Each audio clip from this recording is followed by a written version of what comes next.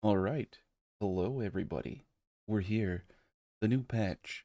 And to start it off is this dapper looking gent who I've dubbed Patch Adams. So we got tier 4 housing now.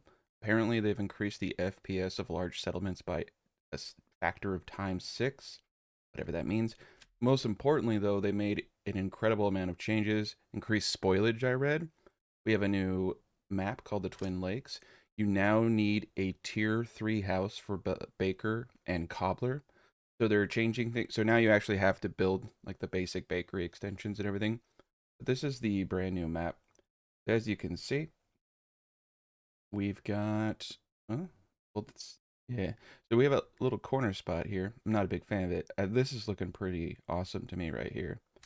So we're going to go with this. We're going to go with all default settings and just kind of look at things that have potentially changed. Let's begin.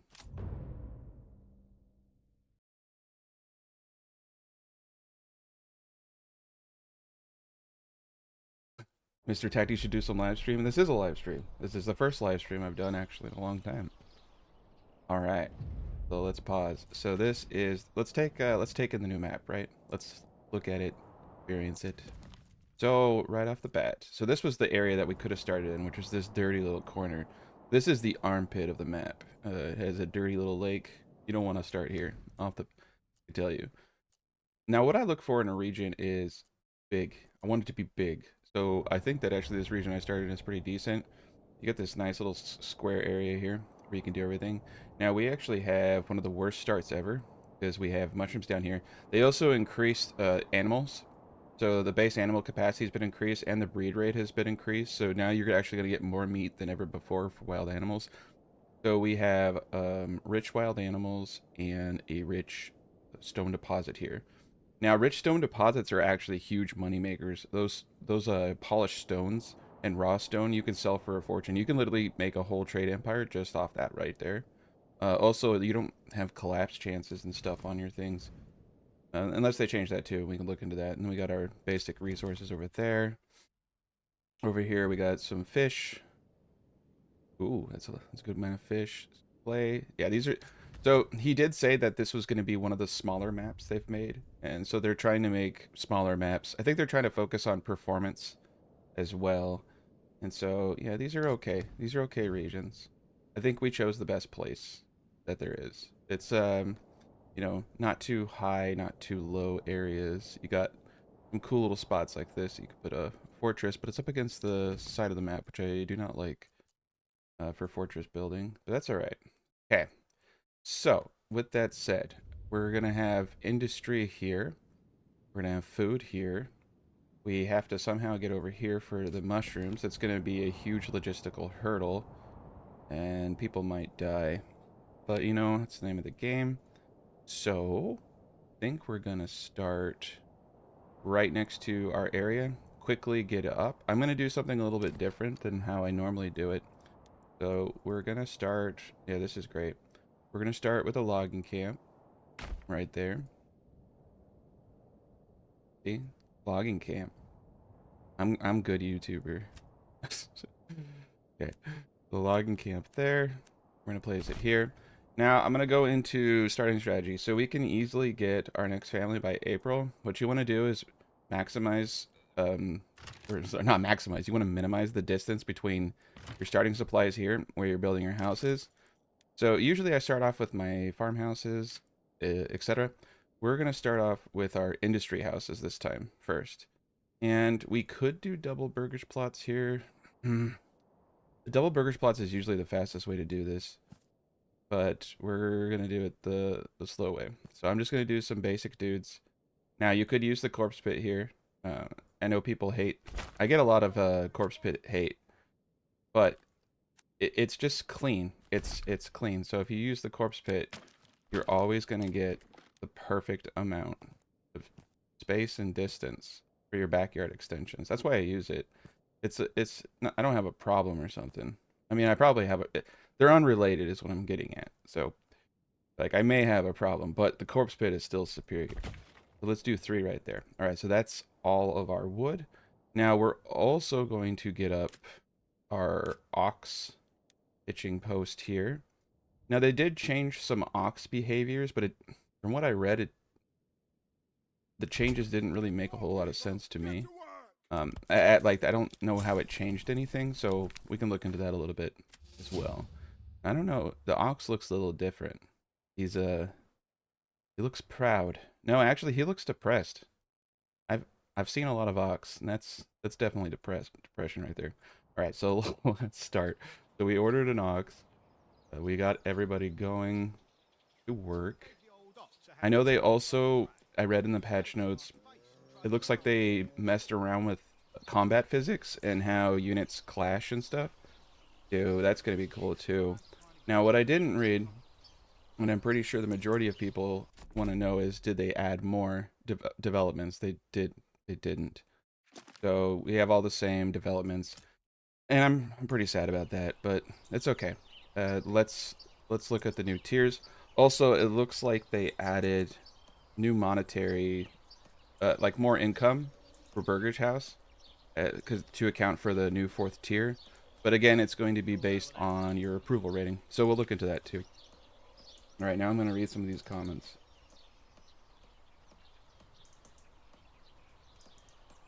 Yeah, don't balloon my ego. Bravery has to endure me talking about how great I think I am. Pretty much 24/7. I got him a pager, so when I need an ego boost, I can wake him up. Tariffs are depressing for the Ox community. There's what? I don't know what that means. Ox psychology? Yeah, so a little known fact is I went to UC Berkeley to study Ox psychology. It's a pretty niche degree. It's, you know, it only cost me about $250,000. I'm still paying off the interest on that one, so, you know, think about no. My student loans are completely paid off. I have an accounting degree, but that'd be a funny GoFundMe angle right there, right? I made some really bad choices. Please, please GoFundMe. But think of the good I've done. Yeah, I don't know. I don't know if it's true. I just feel like the Ox is depressed. Like, did they change the Ox animations? I don't know. I don't know, man. Something's off. Okay, so they're building things out. They're getting things done. I'm probably gonna miss my marks because I got so caught up in the Ox psychology. Right, we're on March 5th. Okay, cool. There he goes. He seems slower. He's definitely depressed. Okay, we're gonna get up this logging camp. We're immediately gonna get 3 people in there. We're gonna try to get as much wood as possible.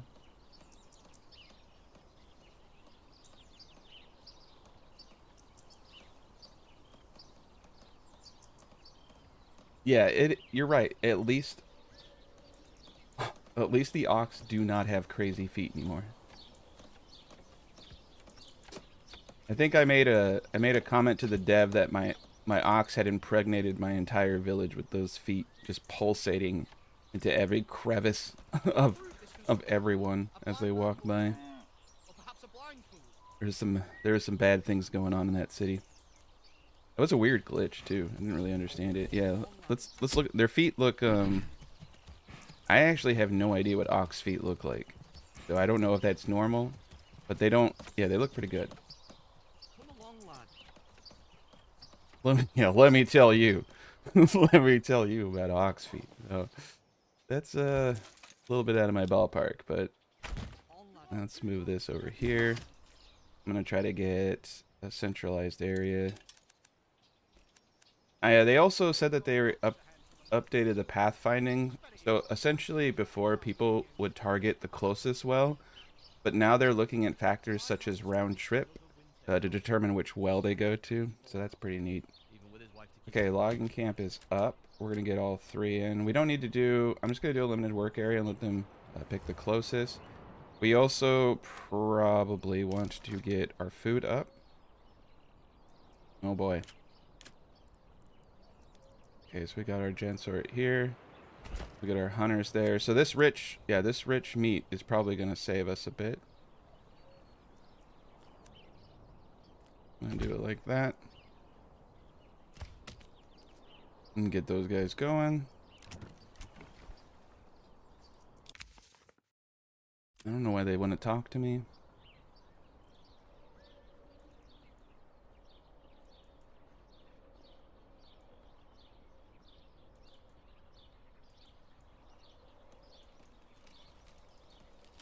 Do I dabble in medieval history? Actually, yeah. So they don't have associate degrees for history or political science, but I have transfer degrees in history and political science. Like, technically speaking, I'm probably 20 units shy of a bachelor's degree in like having a history or political degree. So yeah, I do have my associates in social and behavioral sciences. So I've studied extensively, pretty much from probably like the 1400s to now. Like a lot of politics and history for that as well, and psychology and stuff like that. But my main degree is in accounting. But I've read a lot of history books too. I have just stacks and stacks. It's kind of funny because I say a lot of things as a joke, and I get a lot of people who try to correct me. Because, like, from my perspective, my jokes are funny because I say things that are just, like, so obviously false. But I think a lot of people don't know that, yes, I do have an education. Nice work. I, I like saying stupid things because I know the answers, but sometimes my sense of humor is lost. Is definitely lost on others. All right, let's speed this up. Yeah, yeah. I had to write like in school. I had to write I had to write 30-page papers per month, like on topics like the evolution of human rights from 1400s to now, and going in looking at Germany, looking at the economies of nations after the Black Plague, things really cool stuff. Sociology is a fun degree, but it's also like not a very you're gonna have a hard time making a living off that. That's what I wanted to be, a sociology major, because I love studying psychology and history and all that. But there's no at the time I didn't think there was any money in it, but I guess I could have done YouTube on that, right? So like in the capitalist world, there's not a lot of money in it, but in the new entertainment economy, perhaps there is. Okay, come on, guys, you can do it. All right, so we got the 6 timber, and I got distracted. So we have enough to get 3 more houses up. All right, we're just gonna eyeball it, a little wonky. I'm gonna take everybody out of the logging camp, and we're gonna try to get these houses up. I'm gonna put 1 gent in the hunting camp. We don't need to get our market stalls up. All right, they'll eat out of the pantry, so they will not starve to death. But I'm just gonna start like kind of predefining this area. So let's get everybody focused though on house building, and we could potentially do this.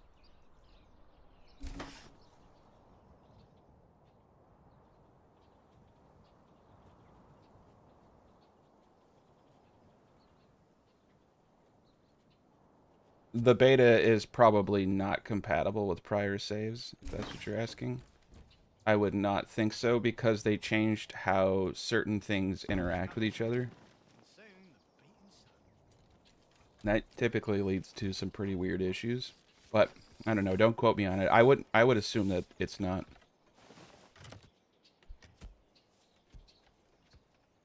Like, I'm sure you can load up your previous saves, but you might. I don't think you're going to enjoy the benefits that they were talking about. Maybe you will. All right. We have pelts. We got to be careful about pelts. Once this storage gets full, they won't be able to skin anything. This is the most common problem with the hunting camp. Once this generic storage gets full of pelts, food stops coming in and everybody dies. So immediately, I'm just going to be honest with you. The Regensburg guildsmen is still my favorite. The reduction in Burgage upkeep costs, increased regional wealth from the start, just really helps you start establishing your food early. Also, iron imports, reduced value. All this really helps as you're building up, especially if you're trying to go big. Now, they don't like land tax, so That sucks. And then everything is still pretty much the same. Yeah, and then you don't, if you wanted to go the stone route, because we have a rich stone, we don't want the decreased efficiency for hunting because that's our primary food source. Small holdings, I still think, kind of suck. The one cool thing about the Bamberg smallholders, though, is the approval bonus from food, because that would allow you to tax more and, you know, more trees. And the tree economy is actually pretty cool. And I don't ever do tithes, so I don't care about the negative. But the small holdings are, they're just I just rather build another Burgage Plot for that 20% gain. So I'm gonna go with the tried and true. I'm gonna go for the money, the early game money, because we're gonna get 6, I don't know, shekels or whatever you want to call these monies. We're gonna get 6 monies per month. That's gonna help us get into some good stuff. So we did get our 6th house up. Cool. We were able to meet our objective there. So now that we have those houses, we're going to go back to work there. We're going to get that there. And we need to start building out the granary. I'm going to put the granary like right abouts here. I'm going to do something a little different here. I've been thinking about this for a while. I'm going to do like a connection like this. I was playing Transport Fever 2, and I noticed when you make connections like this, you can create little roundabout areas. I thought this was kind of cool. So yeah, we're gonna go like this. That, because if I put it here, right? If I face it downward, then they have to walk all the way around and to come in. Same, but now they can walk in. It just reduces a lot of walking time. For everybody. So I thought that was kind of a cool idea. I just kind of thought of it yesterday. Anyway. Oh, bro, I just woke up like an hour ago, and yeah, I'll have some stuff. I can't go into any details, but I did play. I was one of the first people to play Transport Fever 3 in the U.S. alongside of some other big content creators, and I'll have some more information coming out on that soon. But I am so tired.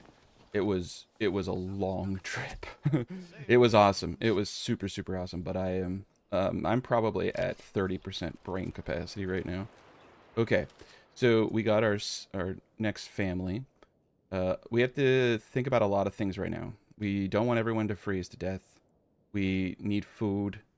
We have a granary now, so let's get one individual there. This will help us maintain above 50% approval bonus because we'll have access to food sources. And so we could look at this a couple ways. Do we want to go immediately into a veggie plot and start planning for the future? I say yes. So I want to see if the Brondo Flexo Deluxe McDouble, I don't know. I'm gonna just start throwing words into it. But let's see if one of my optimal designs, yeah, we'll call it that. We'll see if one of my optimal designs still works. I've kind of dubbed it the middle finger because it, you know, looks like a middle finger. And let's see, get some sides on it. I know people keep asking me why I use corpse pits, and it's because they're free. They're free to place, so it's really easy to design with them. You're not constrained by anything. All right. I actually face this kind of the weird way. That's all right. All right. So that did not go to plan. So this is a new design I was trying to tinker with. I might have to go back to the old school one. I'm always trying to tinker. Yeah, they don't like it when I tinker. That sucks. Okay. Instead of, I've learned my lesson. I used to be like, nah, I'm gonna sit here for 45 minutes now. Like we're gonna get this to work. Nah. Okay. We'll go with the tried and true. So instead of I was trying to get the sides up, but the sides up doesn't always work. Okay. And sometimes you can just do it completely wrong.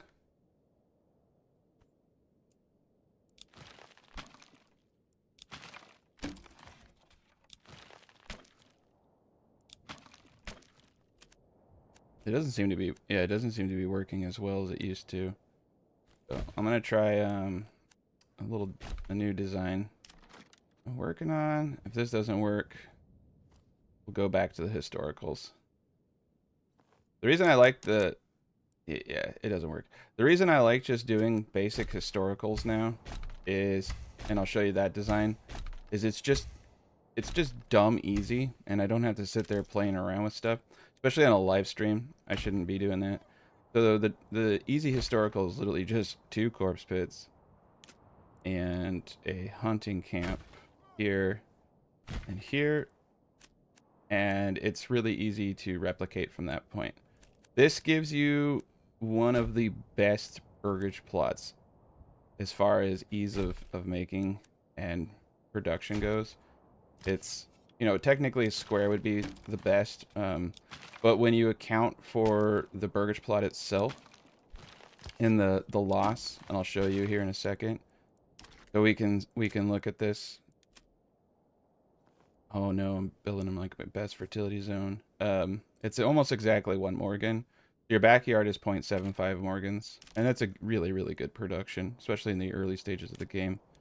But yeah, this is easy. Boom, boom, boom, boom. A little bit of loss there. Your pickup points here. It's not crazy inefficient, but it's not as good as you can make it. But boom, yeah, it's just straight easy. 30% brain capacity should definitely be a bumper sticker. All right, we're doing great. We're doing fantastic. I don't know. Let's unpause, and I mean I could try tinkering with some stuff, but yeah, it's just not going my way. Now we could go old school. We could go old school again. We'll just go with the patented, the bender. Just always, I have to, the way that everybody's trying to die. Okay, we'll come back to that, but I'll show you how to do the bender. All right, so our industry is going to be over here. This is the problem because I have industry here, industry here. I'm going to have competing industries. So we'll have a specialized warehouse and industry just for stone, and then we'll have a localized industry next to the beginning logging camp, saw pit, all that jazz. So we're going to get our storehouse. Actually, I'm going to do something similar. I'm a big fan of... The reason I do this, like why do you do lips and stuff, is because like when trade carts come in, they like knock against each other, and I like to give like some berth and roadways so that carts aren't, you know, having like a roller derby type situation or a monster truck thing going on. So this just kind of like keeps people from running into each other, I found. That's why I do that. I don't have like an obsession with circles or some weird stuff like that. But okay, storehouse there. Oopsie daisy. I left the corpse pits up. All right. I guess I do just have to pause. All right. So what I do to do like the classic one is, it's kind of hard to do when I have these guys here. I just have to visually memorize it. So I do a little lip right there, and that tells me where to pull the corner to corner from. So this is the classic design, and I'll work on some new designs here shortly. So far this has been the best that I can do, and so yeah, you just do a little lip like that to give yourself an icon. This works ridiculously well, and this one is also almost a perfect, yeah, 1 Morgan. What's cool is you can put them into one another, and yeah, they're pretty darn good. So yeah, you can see you really maximize that space. This is our point of collection though, so the furthest point is all the way over here. So the historical, kind of the same thing. You have more backyard, but your collection points are pretty close. With this, your collection point's pretty far away. But I found it doesn't matter because I'm not going so big. But you can see it's 400%. But that's yeah, I got some Picasso looking stuff going here. That's kind of why I've been just doing these. All right, is just simply because it's almost negligible. I mean, you're gonna get like probably 20 or 30 more. If you're trying to, let me put it this way: if you're trying to like maximize your space, I'd use this. But if you don't care and you just want something that's gonna do the job, this will do it. All right, granary there.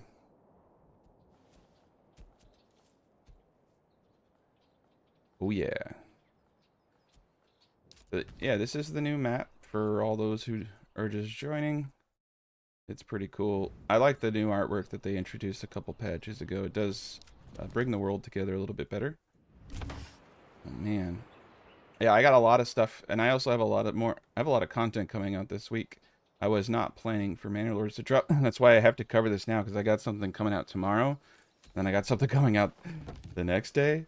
And then so I'll be working on a new series for Manor Lords. Hopefully that will come out Saturday or Sunday.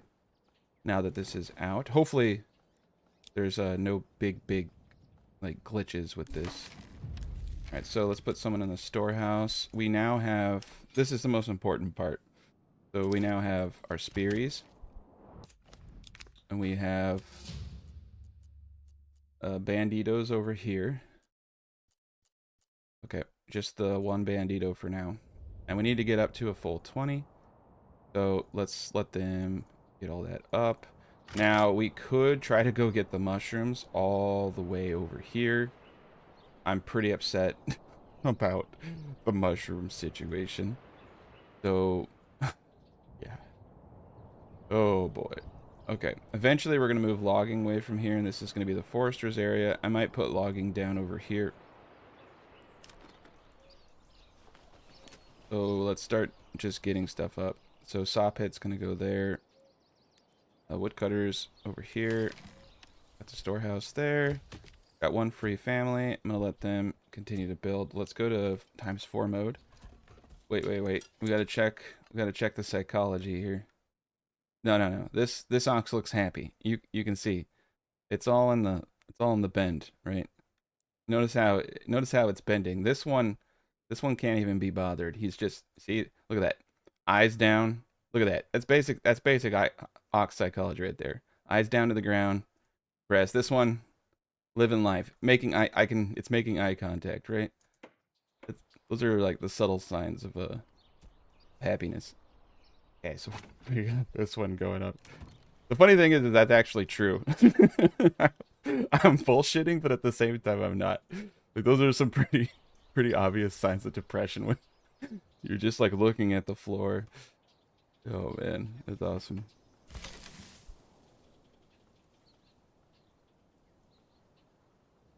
The requirements for tier 4? Yeah, what are the requirements for tier 4? Well, we'll be finding that out. Okay, common goods stall. So now we need to really get up the woodcutter's lodge right now. Put that right here. I've actually gotten in the habit, I like to do this. Instead of putting things right on the road, I like to put things away from the road and give them their own little driveways. Oh, we're running out of fuel. Okay, so why? Okay, storehouse worker, why are you not? Why are you not? How come? Why? All right, so this is a simple solution to this. They're free. All right, so we don't have food coming in. I'm taking him out because he's not doing anything. The storehouse worker, he has a cart. He's getting up all the stuff off the ground. So especially when you have a rich deposit like this, just build multiple hunting camps. It's not going to kill you. At least I don't think so. All right. So you can see we have 35 regional wealth. Now, someone had mentioned, and this is kind of smart, like just going straight into chickens off the bat instead of the veggie farms. I've tried it once. I didn't have great success, but to be fair, basically you're feeding one person every month with that. So 1/6 of your food is done by that. I think veggies are a long-term thing for me. But they're pretty darn expensive. So woodcutters, storehouse, got our tools in there. The saw pit. I'm gonna place the saw pit right here. And remember too, to get your industry buildings up as fast as possible, so that you can get to tier 2 and start making bows. And we're just gonna keep attracting families, try to get to that 20. This is the slowest I think I've ever gone in my life. It's only been 2 months. Usually I'm on end of year 1 right now, but I'm trying to make sure that I don't make too many mistakes. So we're just gonna go slow for the time being, and then we'll speed it up once I get the basic foundation.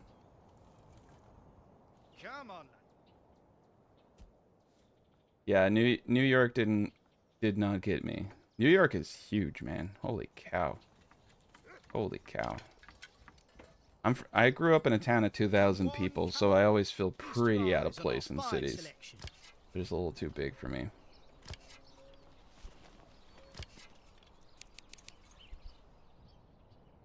Everyone there was very nice, though. All right, we're gonna speed it up a bit because I can't stare at this anymore. There we go. They got it. So we can put them back to work. I'm gonna keep these guys here though, because you never know. But that's something you can do. You can do that instead of building a storehouse, like off the bat. If you're having food issues and you can't get a storehouse fast enough, you can go that route too. It's a pretty smart way to play that. So the food situation is slightly remedied. The woodcutter lodge. Let's get you going now. So you're noticing I'm not putting berry patches and stuff like that because you don't have to now. The protect resource area button is automatically enabled when you build it now. So you never have to worry about them cutting down anything important. Logging camp at 2 people is appropriate. Let's double the expansion here. And once we get the saw pit up, I'm going to get someone in there. Food 2 months. Wood. So we're going to get our wood up to a year and then pull them out. We got the storehouse. Let's get someone in the saw pit. We're going to do a reserve of 10 wood and a production limit of 60 planks. 65% approval. So right there you can see that passive income for level 3 and level 4 is +1. So that's actually really cool. I wonder if they changed the tax system, because that's an additional one that you didn't have before, which is going to make it easier to pay your taxes. Because taxes are levied based on how many families you have. So the more families you have, the higher your tax. It kind of discourages you from going like crazy big. Alright, so I'm trying to figure out how much money we're going to need. I'm thinking chickens. Okay, we got 3 months of food, 4 months of fuel. Perfect. Keep speeding this along. We have 2 available places for people to move in. You can actually expand significantly too fast now. And we need that multiple food variety, and 1 chicken's not going to do it. But we got 41. We have enough for 2 chickens. Okay. I'm thinking about getting that guy. We're at 16. Alright, so this will be industry, and I think we'll do some chickens. Yeah. Ooh, or we could do pigs. Oh, man. Choices. We're going to go with the chickens. We're going to try this strategy out. Especially because we're getting, we're getting small amount of money. It's not a bad idea. That's an immediate food. So this is why I like it too. This design, you have very minimal dead loss. So it's like the first row is taken out. So you can see here, the lazy historical is just not as efficient space-wise as this. So you're just getting a lot more, and you're utilizing your families better. And it's almost a triangle. The triangle without the tip. So, but it's also 160 for carrots. And 160 for carrots is not bad. But bandits just stole my food. Not cool, bandits. Not cool. Alright. Alright, what's my cap over here? So, I think my cap actually is too high. Or, yeah. Like, we're killing too many. 14 out of 20. The more of them there are, the faster they reproduce now. So, I'm actually going to pull this up to 16. Ooh, 28. Pull this up to 17. I think... I know in my heart that this is a really bad play to come over here for mushrooms. It's just a really long way to move. But at the same time, because I'm going to have to send my granary worker all the way over here. So the granary worker isn't going to be available over here. to move things around. Oh, I'm gonna need like we're gonna need a dedicated granary and a dedicated work house and all types of stuff over there. It's just too far away, and I could have re-rolled, but it's just not my style. I like sometimes you just it's fun to play with a handicap. Okay, so I think we're at a point now where I can build the Jesus. Where are you? Okay, here we go. So yes, we have the capacity for a church. So the church, actually the church right here is a good spot for the church. Build a church right there. Yeah, it is crazy efficient. Yeah, you'll get like 400 or 500. It's just stupid. It's just stupid efficient. I've been trying to come up with a better design and I can't. I've come up, like, I tried like 20 other ideas and concepts and I just could not beat the production and simplicity. The main factor too is it always, no matter what, like, remember how I told you guys you have to be aligned corner to corner because of how snapping works, right? For like the bigger the plot, the harder it is to get perfect snapping. With this one, you can place it in any direction and you always get that perfect snap. I have never failed to get the perfect snap. It's actually the only thing I've designed. It's one of the easiest things I've designed, like, that always works. And for that reason, I'll probably never beat it. I'll probably never be able to come up with something better, but I'm gonna try. I'll try. All right, so we got some chickens over there. We almost got a little bit more chicken money. So we got 2 months worth of food. I'm gonna let the animals breed fast, get up and start breeding a little bit quicker now, so we should be in good shape there. We got a lot going on. Okay, the church is up. Let's slow down a bit. It's July. Got the Jesus, the food. Let's see, do we get... We're at 20. Okay. We want to do this as quick as possible, because the men are now not working.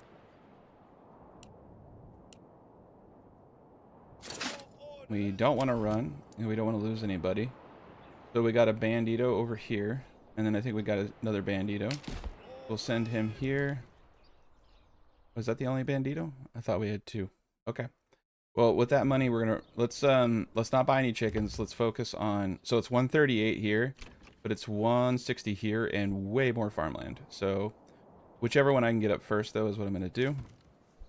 And I don't want to, at this point, I'm not going to attract any more families because our food is not in a good place. And yeah, that would be bad. Let's get this woodcutter. Let's upgrade the storehouse to maximum. Let's look for our surface level stone. Let's start getting some stone. They also increase spoilage rates, I read in the notes. So we want to get a large granary up as fast as possible to mitigate the majority of that. So there we go. Let's get just the basic dude. Look at that. We got 6 chickens. All right, speed this up.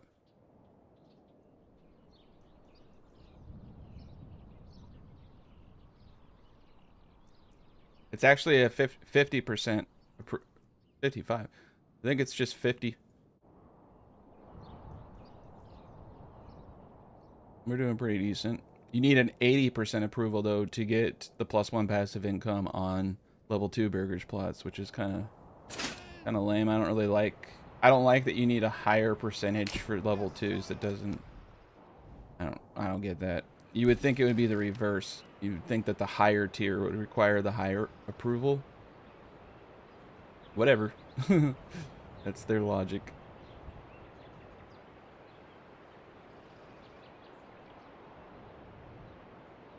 Oh, yeah, the benders. Well, this is basically a modified bender. It's, instead of L, you just move it over 1.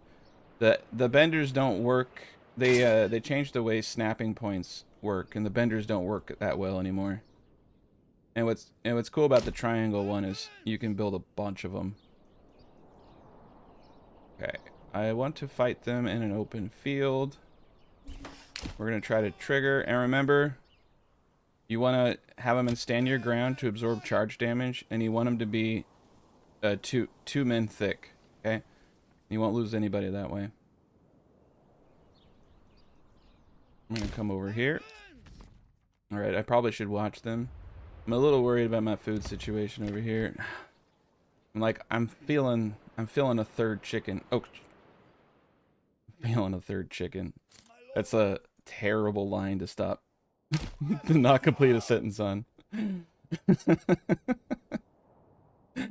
Oh man. Oh man. I'm gonna be on a list. I'm gonna be on a list for sure. I have that I have that terrible talent of being far too conscious of what I'm saying.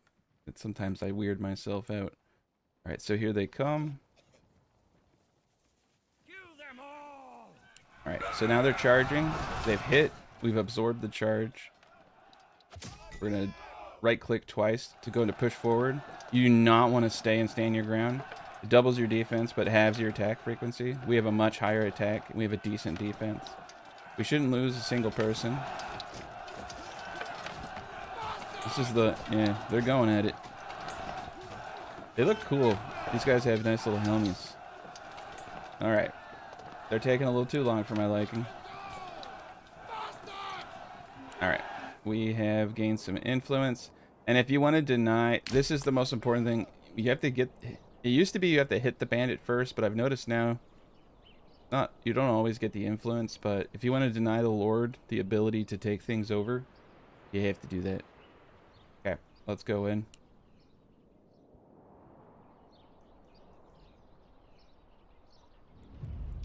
Bingo. So we're going to send these resources to the nearest town, and we are going to run back. So that gave us 124. We could do beetroots, but I don't want to do that. We're getting 8 a turn. It's per Burgage Plot. It's not per family how you make money.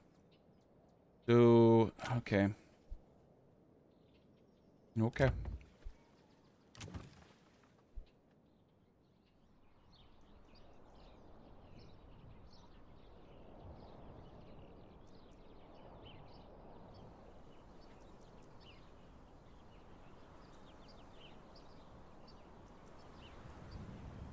Yeah, I have quite a bit of hours. I actually don't know how many hours I have because I don't think Steam is accurately tracking my hours. Alright, let's get these guys back in. Alright, we're doing a good job. We're at 124. We're going to get this massive carrot farm up. That's going to solve our problem. But this is the... I would recommend that you always reroll when you have a split resource like that. And that's interesting. They're not... look at how fast our breed rate is over here now. Let's get 2 people on the hunting. Let's get you over here. Okay, let's start looking at some of this stuff. Let's get some stone collecting. We need to get that granary up. We're getting close. 160. I'm honestly tempted to do this guy, but we need a little bit more cash. Yep, there we go. Bandit camp. We're gonna go get that camp. Bandit camps are like so essential for my strategy now, simply because of how expensive my plots are. Now you could go for the small guys, and a lot of people do. Like, why don't you just build a smaller plot and you know, pay like 40, 60? It's honestly, it's because like in the long run it just pays off to do it this way. I'm all about the long run. Okay. We're gonna come over here. Put ourselves in the stand our ground. Oh yeah, pelts. Pelts are you're right. I could get a trade post up and start selling pelts. Very, very smart. I should have done that. This had 30% brain power. Look at it go. Oh boy. Oh no, that's in logistics. Trade. Yeah. We'll get our trade post. This is another one where they bounce around a bunch. You don't have to put it on the King's Road. You can very easily put it off of any road, but again, we're gonna do the little bend. It's just, I've noticed it just helps people from clipping into each other on the road because they get all messy. Yeah, let's do that.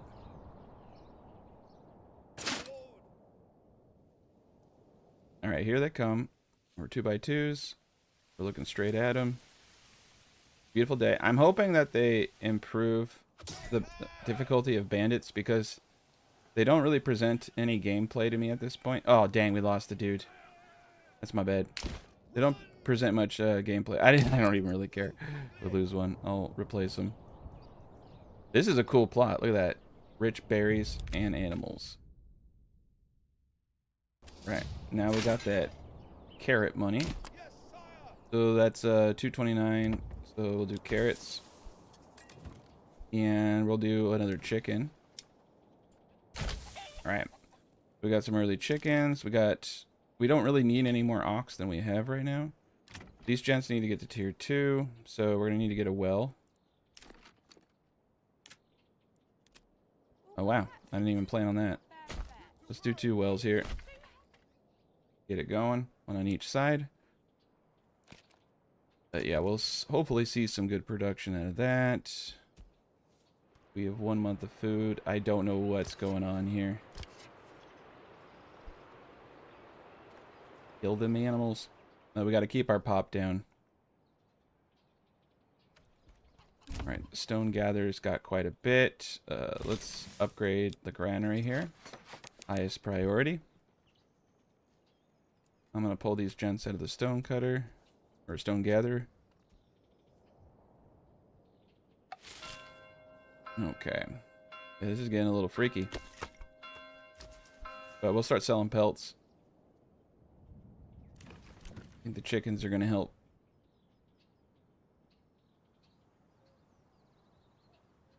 They're going to have city walls and towers. That's part of their plan. They've been talking about it for a long time. And I was hoping they would do it sooner rather than later because that's where the historical cities really shine.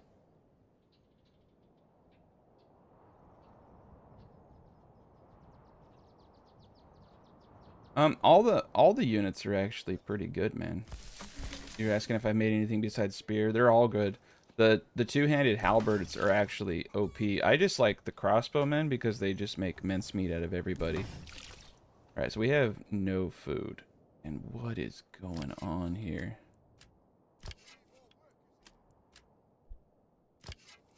Alright, we're gonna overdo it. I'm resetting the families because this is getting crazy. We must be in mating season. It's wabbit season. Oh. None of the guys are working, that's the problem. Yeah, we had a bunch. That's why I hate going outside, especially in the early stages of the game. I hate sending my men out there because everybody stops working. There we go. Okay, hopefully nobody dies. And we don't have access to mushrooms anymore. Oh boy, this is going to be a hard winter. October. There we go. Okay. That was the problem. It was just we didn't have the guys home. We'll put one on the trade post. And we're going to start selling these pelts. Wow. And you don't need pelts at all, so that's a lot of money right there. It's like 120. Jeez Louise. We could buy a trade route for 20 on that, but we're not going to do that. We'll just let it sell naturally.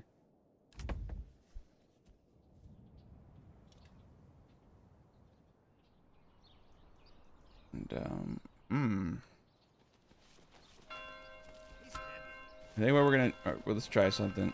Let's make a weirdo. Let's make a weirdo on Burgage Plot here. Oh man, thanks. Thank you, dude. Appreciate it.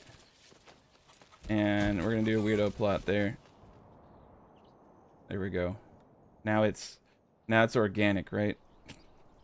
We just shove something in the middle. It makes it organic. Oh boy. Okay, 2 months worth of food. We're doing good.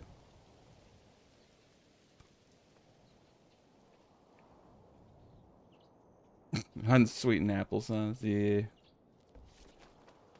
I had gastritis, and I had to eat basically unsweetened applesauce for like 2 months.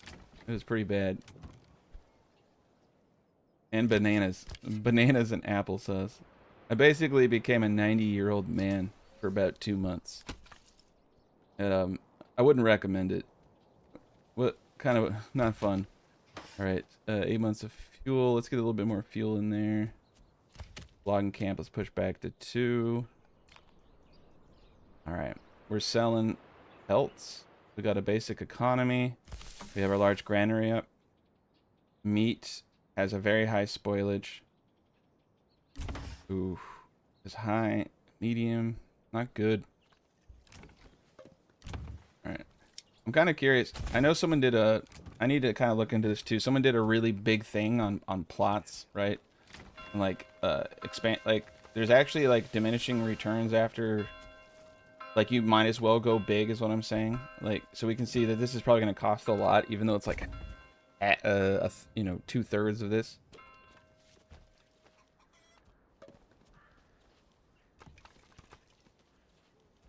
Yeah, I was taking these antibiotics for too long, and basically my whole inside of my gut. The gastritis is when the lining of your stomach is like completely raw, basically. So like every nerve, like you drink a glass of water and it expands, like every nerve in your stomach goes off. So super painful. Funny enough too is I developed it and then I got laid off from work. That was last year. And then that's when I went full-time on YouTube for the first time. And so I was like, this time I'm going full-time and I don't have gastritis. Much better. All right, let's look at the cost. Actually, it's pretty cheap. Let's go with cabbage here. Yeah, it's not bad. I think they may have changed it. It used to be like this would be super expensive. So we got cabbage there on the weirdo plot. That's looking nice. Jeez, bravery. You're gonna triple my memberships. Did you give him the shiny badge? Bravery? Oh yeah. Yeah, it's nasty.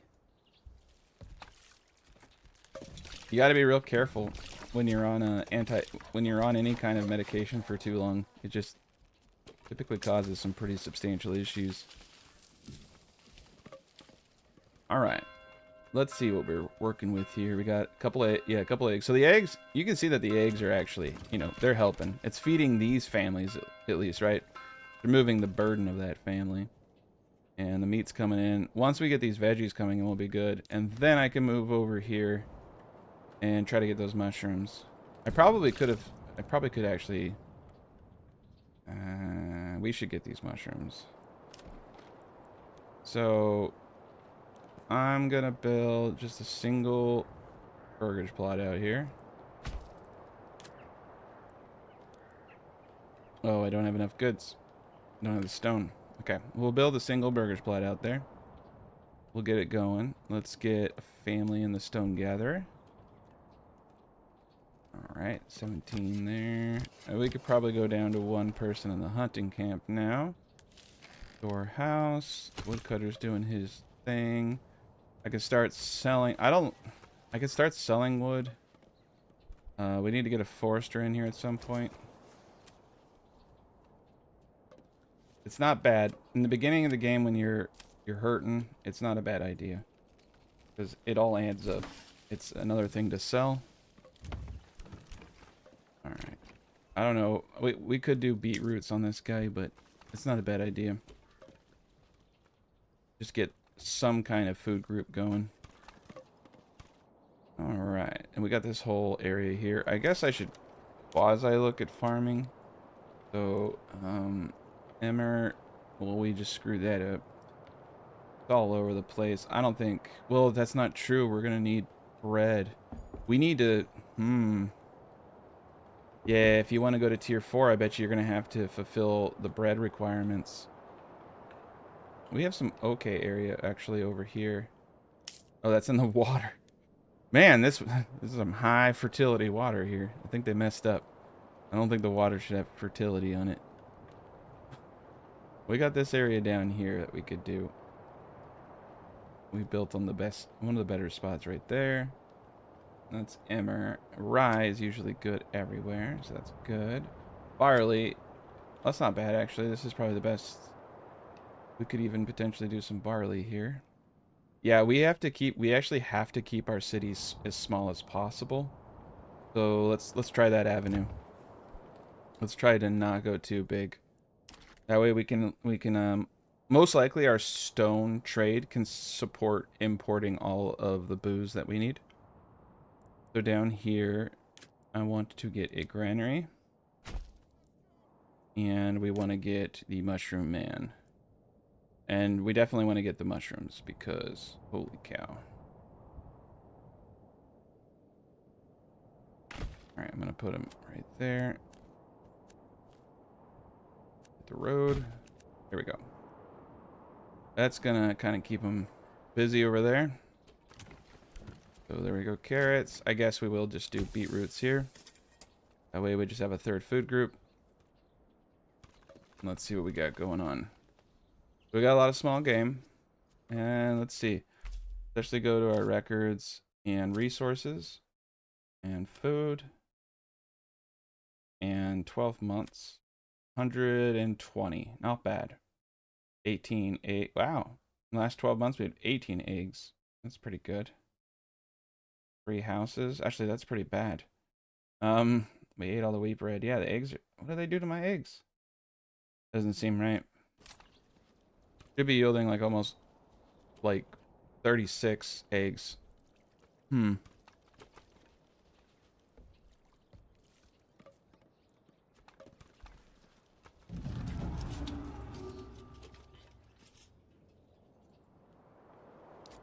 Oh boy, we got ourselves another bandito.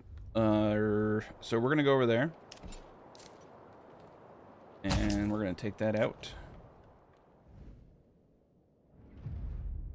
Looks like we also have a bandit raid.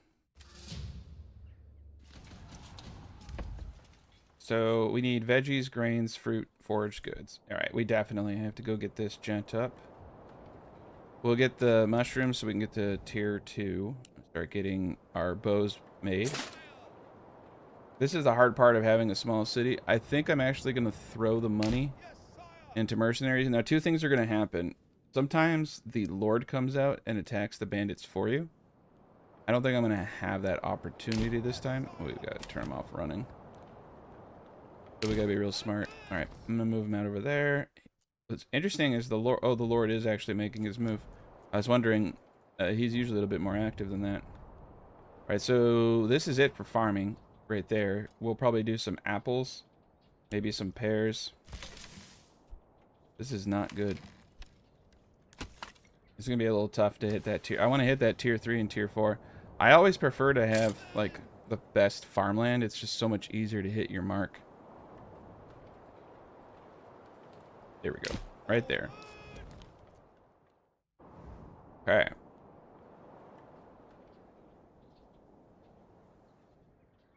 Realize something. We should have a straightaway road through here if we can. Oh, we can't. I screwed it up. That's alright. You live and you learn. Let's move these hitching posts here. I'm getting better. My ox addiction is almost cured. I haven't been ordering as many. They're not doing anything, and I'm trying to save as much money as possible.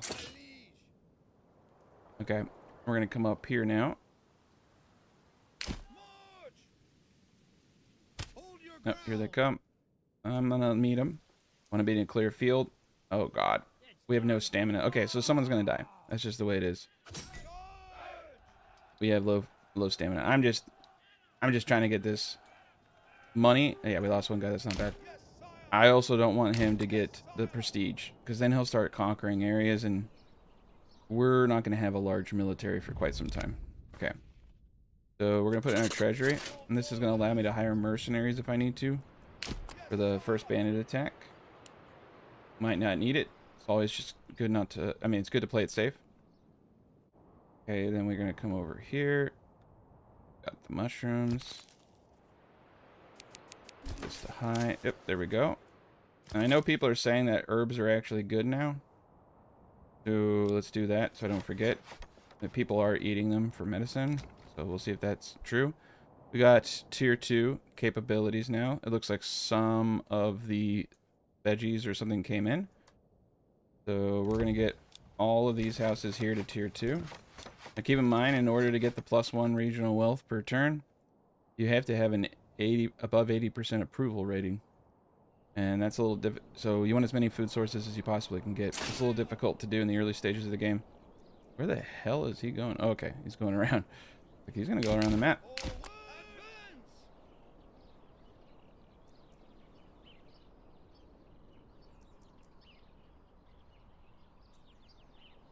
Yeah, I need a lot of unsweetened applesauce. Unsweetened applesauce and rice are the two staples of any serious YouTuber.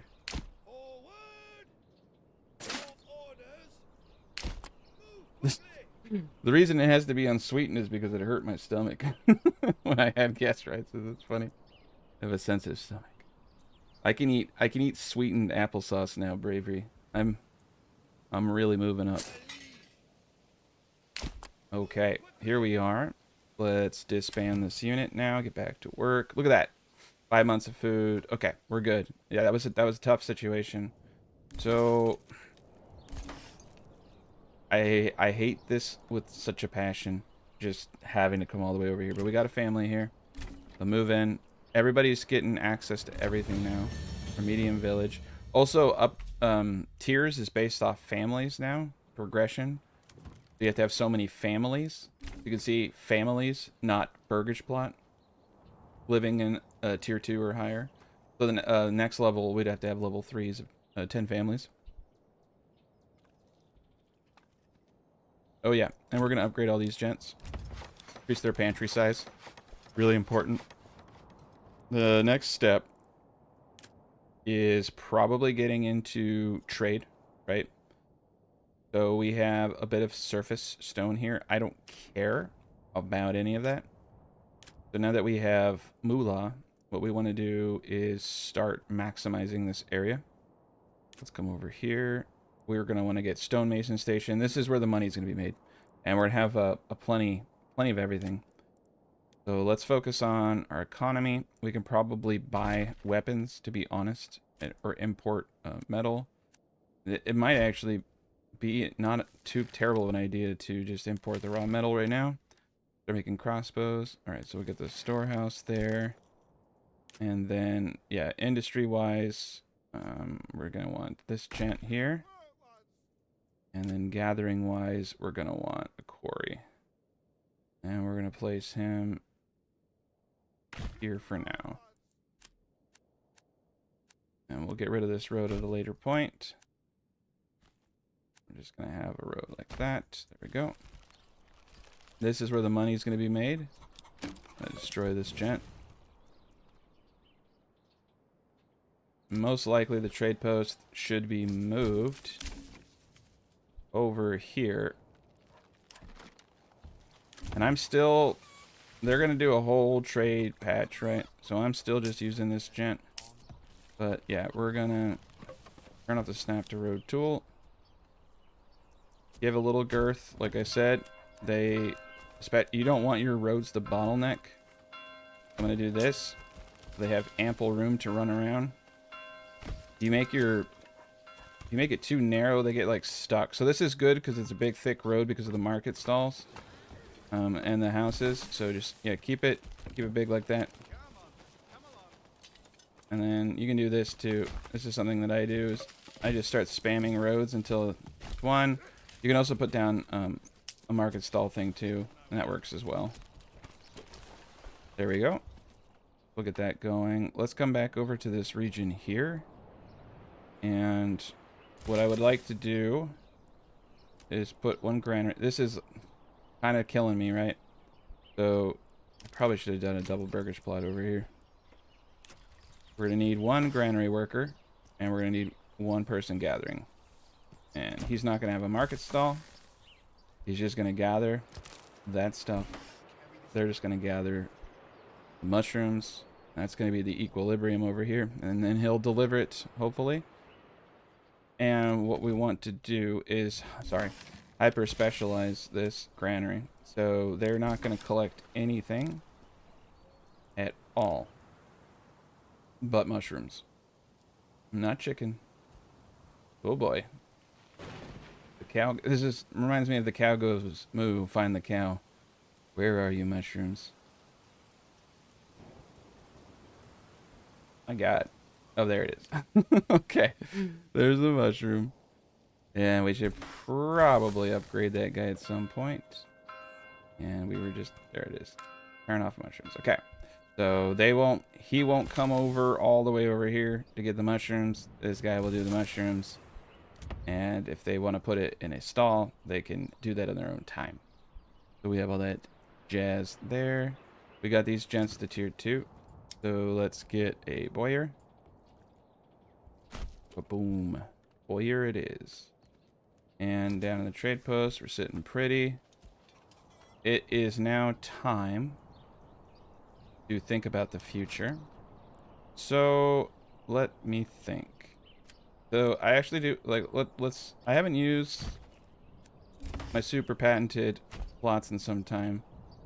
And I know we're gonna do farming off there. I was gonna do it right there, but yeah, we're gonna do farming there. Put the granary there. Okay. We might be able to pull it off here.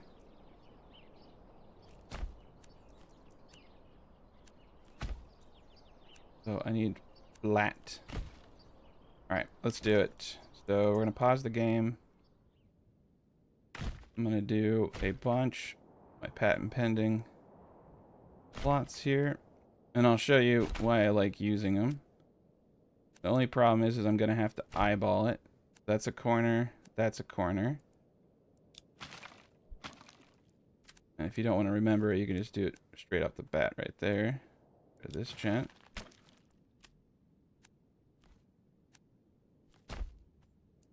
And get rid of this gent. It'll be a little wonky, but that's okay. Alright, that's a perfect one there. Same thing here. Just gonna be, this is the baseline right there. You just need to go boom, boom, boom, like that. Pull it over. Mark the corner. Well, you don't need to mark the corner because it ends. They're a lot easier to expand than they are to sit up, but that's all you have to do. And it's gonna be perfect every time. It's kind of good to mark this part though. Okay. Here we go. 1, 2, 3. Mark the corner. And I messed up here, but that's okay. Pop it over. I can just use this guy above me. Got my corner mark right here. Boom. Alright, so this is why I like using them. You can see really, really, really straightforward, very easy. But the only problem is alternating side. If you want to get that perfect snap every time, you got to do it like that. So there we go. See, every time, perfect snap. Perfect snap every time. You can't do it short ways. You got to do it the long way. You're going to have one guy whose pickup is on the opposite side, but they can walk between these areas to get there. So we're going to do double burgage plots here for workers in our mines, and they'll also do all the agriculture. And then we're going to have a specialized granary right here, and we're going to use my patent pending little loopy system to reduce walk time right there. Okay, cool. So that's going to be this little sector here, and that will be pretty darn efficient. So we'll have one worker here, we'll have one worker here, we'll have a guy over here with no market stall. We'll get these gents up. Lickety split, and go to the boyer. Let's put a cap on our war bows of 40. I don't think they sell for too much right now. We're going to recruit. We have 243 days until the banditos come, and we're in good shape. Now let's put some gents into the mines one at a time. Storehouse will have to stay where it is. Let's upgrade it. Trading post, we're going to place here. Order a horse. Go the distance. And I'm just going to straight delete this trade post down here. We have this gent going, this gent going. Got 2 people in the logging camp. Let's pull one out because we're full on logs. We are perfect on food. We have 10 months food, 10 months fuel. Woodcutter's Lodge. I think it is now appropriately the right time to move him down here. Let's also build a forester down here. And a forester... Oh, we can do it right here. There we go. And I'll let the ox get to work. I may need to purchase additional ox. Not to fulfill any addiction, but it is time. It's actually not that spot. Okay. Place them all here. This is going to be potentially a farm for bread. I will likely do imports. Oh no. Get them up. It says we don't have enough hitching post. Oh, for the horsey. The horsey. Oh, the horsey. All right. And we need to get a hitching post over here for horses. There we go. And let's just take this road here and continue it. Yes, the patent pending loopy system. Very technical. All right, we got 4 families. If you want to play the beta, you got to right click on the game name in your Steam and go to betas, and they have a new beta system. It will actually tell you the date of the beta, and there's one that was released this morning. There's also instructions on how to opt into the beta on the Discord announcement that was put out this morning. I don't think they put it in Steam yet, but I'm sure it will be posting there shortly. Okay. And let's get double families and all these gents. Alright. Okay, let's order ourselves another ox. 3rd ox. I'm doing really good. Look at that. Only 3 ox. Those are baby steps. Let's get a few upgraded stables. Okay, you're doing good. Forester time. And let's actually tell her, or I don't know who the foresters are actually. Let's tell them what to do. Let's say this whole area. Okay, let's get the logging camp up next. Boom, boom, boom. Yeah, let's tier 2 these houses. Oh, banditos. Where are they? Over here. Oof. I'm in the zone right now, so I'm just gonna let the banditos go. I know it's terrible. I know I really need that money. God, I need the money. I hate leaving though, because all the men leave, and we're like on a roll right now. Okay, yeah, sorry. They can deal with it themselves. Trading post, stonemason. Okay, so you see, we're gonna start going into some pretty extreme trades here. We're gonna get rid of anything over 40 base rubble stone, dress stone. We're just gonna export every one of it. And they sell for 5 a pop, so they lower that. I think it was like 7 before. And we're gonna buy a trade route for that. That's gonna be a bread and butter kind of money thing right there. Most likely we'll be able to start selling some of the foods here as well. So carrots, beetroots, not quite yet. Once we start stacking food though, that will be an option. Cabbage especially. As far as firewood goes, we are selling that. Pelts, wow. Alright, let's buy a trade route for pelts actually, because we have a lot. Let's also place 2 people into the trading post. I think that's a good idea. Let's come back to the trade post, look at our livestock assignments. Okay, we're good. Quarry's good. We got some awesome things going. Eventually, I am going to push this, right? I'm going to go from this to this to increase production in the quarry. So, I want to keep it small, and that's not always possible. So we have this industry here, and we have this industry zone down here. Let's come down into this and start setting up our bloomery, because we're going to make our own. We're going to import raw iron, the smithy. I will eventually get a blacksmith, but we don't have that. I want to start making our own tools. We have to start thinking about the future. We also have to start thinking about sheep and things of and sheep-like things. No, things of that nature. You must think like the sheep. You must become the sheep. All right. My brain cell capacity is definitely 25% now. Let's take a peek. Oh, he got the bandito. I probably should have stolen. I should have ran up there and stolen it from him. That was silly of me, actually. It was a bad call. Whatever.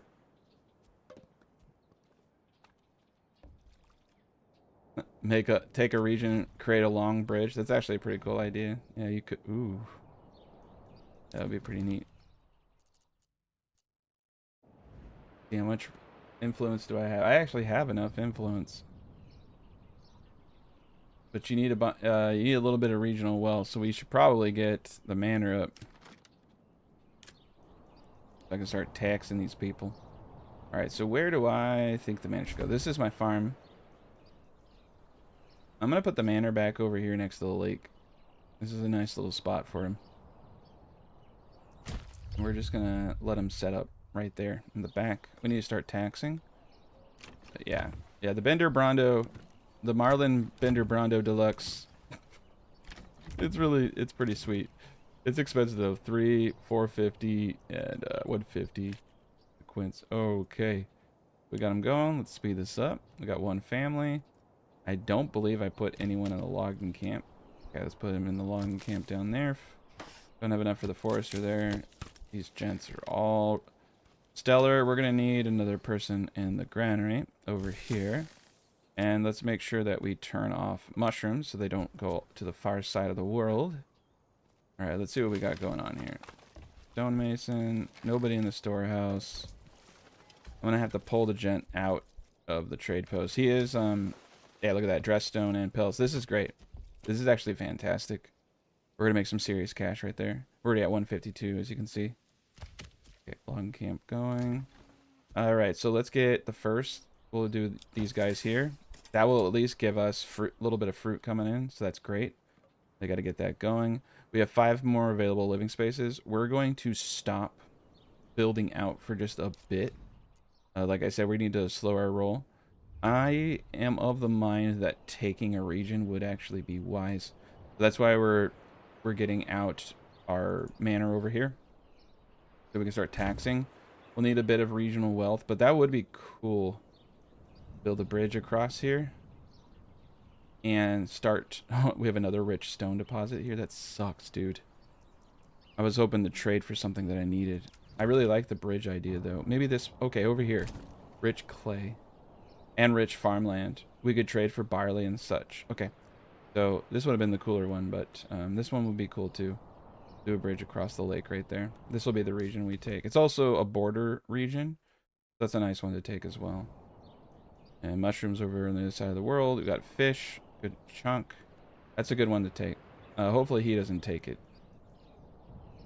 I guess I could take the region now.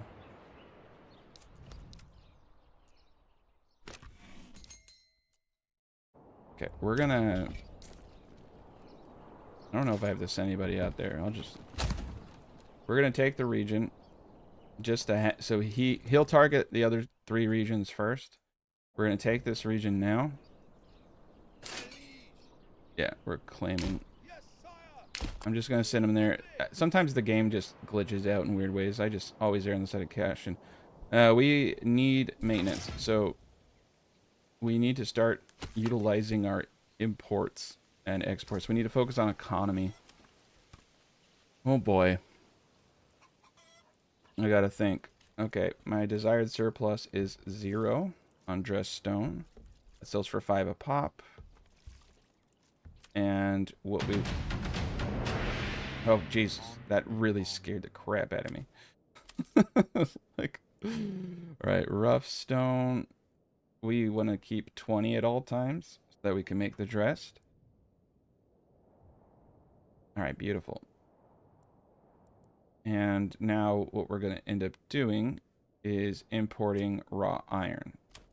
And we're just going to do... Ooh, it's 11. Do 10 at a time. Nah, screw it. Let's go all in. 20 at a time. I should get the sheep going too. There's like so many things you need you need to do. You need to get your sheep. Money is just... It is the limiting factor for everything. Bloomery there. Cutter, woodcutter, smithy. Okay.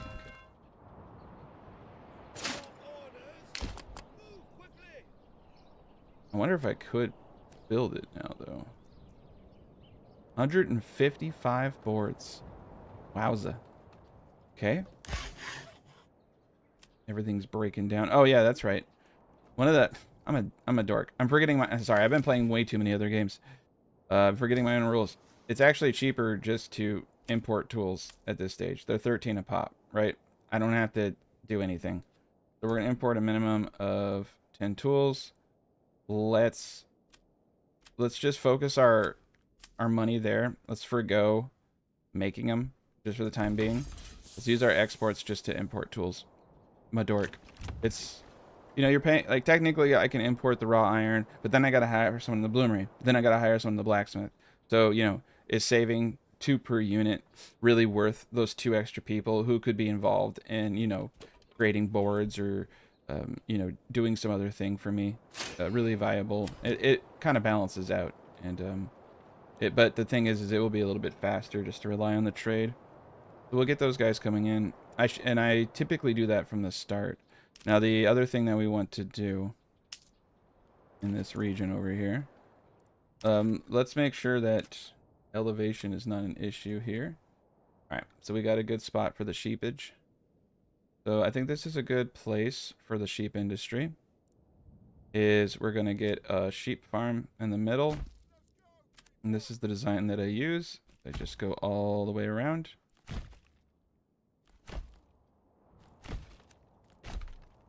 Like that. I'm going to go down. Go out. And yes, the corpse pit is actually one of the better ways to do this. And we're going to do triangles. Fancy triangles. Here we go. Now you only need 30 sheep, okay? You don't need a whole, like, that's just it. I know, like, a lot of us like to do these fun little things, right? Like, I had 7 million sheep. You don't even need more than 30 to hit your max breed rate of like 120 per year ish. Get 2 every so many days. So this right here is more than you need. And the reason I do this is when he goes out to collect wool, when they're pathfinding, sometimes they'll like walk outside, go all the way around, and then walk back in. But with this, they go out and they come back in. Okay, boom, boom, boom, boom, A to B, A to B. If you make it too big, they go A, B, C, D, E. All right, so this like really increases the efficiencies that you only need 1 person to get all the wool, and you can get like almost 500 wool off of 50 sheep, and you can actually start exporting clothing. This is literally all you need for sheep. You do not need 400 sheep. You need like 50 max. Like 50 sheep max is all you need. Okay, we're going to put another individual into the quarry because that's our main source of trade. I'm going to place 1 person here in the storehouse, and I'm going to let them just collect anything. They're pretty efficient already, so I don't need to really min-max this, for my opinion. We could, but I'm not going to. And everybody's good down there. Small stables. Okay, so the stables should be moved here. I'm going to move some of this stuff around. Yep, this is the first live stream of 2026. But I figured I have stuff coming out tomorrow and then the day after that. So I was going to like make a video, but I figured I'll just live stream it instead. That way I can get it out today. This is the cool thing about being full-time now, is if something comes out, I can just jump right on it. Right now, I would be, if I were where I was, I'd be sitting in, honestly, I'd probably be pulling my hair out and creating new deities, I should say, in my head. I'm praying to every god known to man to put me in my misery, so I'm pretty stoked. Pretty stoked not to be in that situation anymore. Oh boy. My hat's off to everybody in this current economy. Like, I think I went through, like, the company I was at, we went through like 3-4 rounds of layoffs, and like your basic, I've read a lot of people are going through that right now. Like everyone probably watching that's working. It's just like your companies have gone through multiple rounds of layoffs. It's like, yay, I have my job, but I'm also doing three times the work for the same pay. So everyone's getting shafted. 2026 is the year of the shaft in Chinese whatever. It's pretty messed up, man. It's pretty messed up what they're doing. All right, we're gonna put one into the granary. So yeah, I decided to quit and play video games. It was a good decision. We got that going. Let's get the trade post. Let's get, where are you, my friend? Oh yes, my friend's over here in logistics. We're gonna get up a livestock trader. Start ordering a few sheep. We have 118. So let's start tier 2ing all of these houses. Perfect.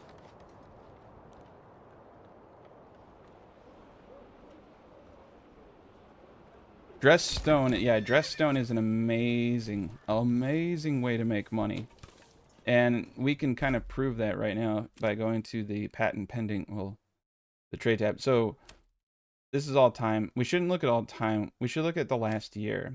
So, and even then, so the dress stone is almost paying for our tools. The raw stone there, a little bit of firewood, 202 on pelts. This is actually like rich stone, rich wild animals is a pretty strong start. It's a good food source, good monetary source. Stone sells for a ton, and you need stone to build a lot of things. And I guarantee you, as the game progresses, there's going to be more stone buildings. There's probably going to be like a wood church stone tier. So, well, beyond this, like, you know, they should have it like the tier 3 wood, or the tier 3 church should just be like a massive amount of stone. So we need a little bit.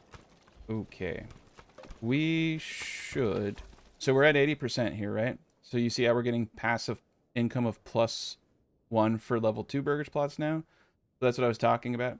You also get +2 influence per month, so you can take regions. Monthly migration is also now +2, but we're keeping it easy. We don't want to attract too many people beyond what we can support. And that +1 money is really, really nice, but I also want to get some money so that we can come over here. And oh, I forgot what I was doing. My bad. A while ago, because we were trying to get that bridge to nowhere going. All right, this is my version of the California's bullet train right here. We're gonna spend all our money on it. There we go. Oh boy, Bandito was sighted right next to me. Okay, well, we can take out this Bandito. Did it go? Oh crap! He triggered it. Oh, that's funny. He triggered the banditas. They are enraged. There we go. Let's get this gen over here. I don't really want to lose my retinue, so let's just get everybody in position. Oh, you guys are taking your sweet time. Okay, so they're coming out of the woods right now. Oh man, not good. Oh geez, Louise. This is not going to go the way I thought it would. Alright. We're just going to have a big hurrah. We're going to meet them in a charge. I'm going to go into shoot at will mode. Get closer. There we go. We lost one spear. That's alright. I just wanted to get him done. Here we are. Oh, and now we can go take the money. Not bad. I forgot. I just killed him and just left the money there. Alright. What the shit? Oh, noes. The banditos. The other banditos are here. Alright, well, let me get this. Okay, so they're coming out from over here. There's actually a possibility that the Lord will save me. Both Jesus and the Lord above me. Okay.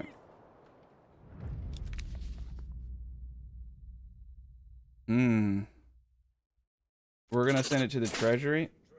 I think that's gonna give me the money I need to found that town. We need a little bit more.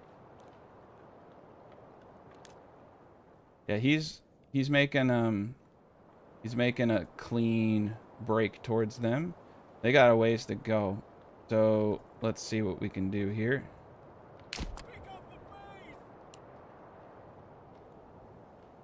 I think that they said they made improvements on AI settlements. You're asking, did they make any improvements there? But I haven't looked into it yet, simply because I highly doubt it. I personally think that the AI, based off what we saw before, they got a ways to go. There's a little bit to do there. I am actually going to fine-tune one thing. And I do actually not want stone. I take it back. I'm noticing they're coming over here with stone. So I'll let these guys take everything, but I don't want them bringing the stone down there because I want it right next to the trade post. Okay. Second, we got 426. Let's start getting these out. So there's apples. I want to at least get the apple going. Let's get one family here. We're going to start importing sheep up to, let's say 6, and then they'll just naturally start populating. I'm going to place one person in the sheep farm area. This is going to be great. We're going to get a lot of good stuff out of it. And we just need to watch here. I don't know if they're going to be able to intercept them in time. Yeah, they're making a long trek here.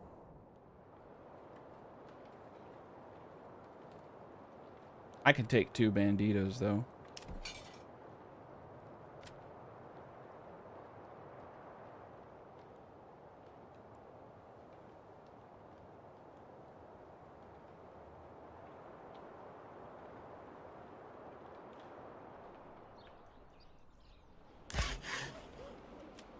And we're getting there. We'll get to the 150.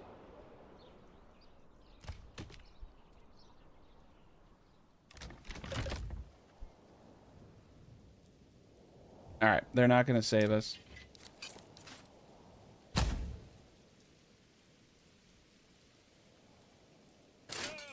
So let's try to utilize the terrain to our advantage. We got a nice little bottleneck right here.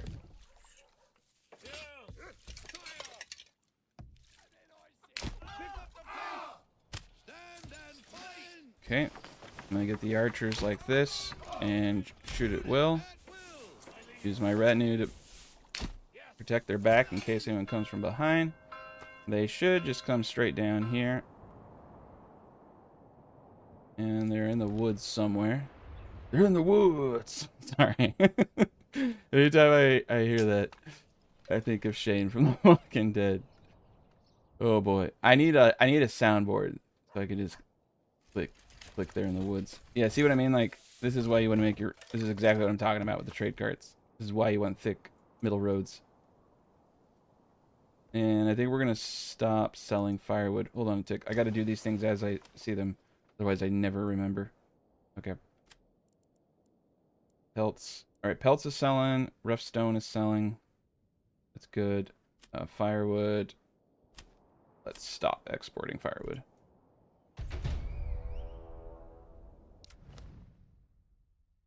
Okay.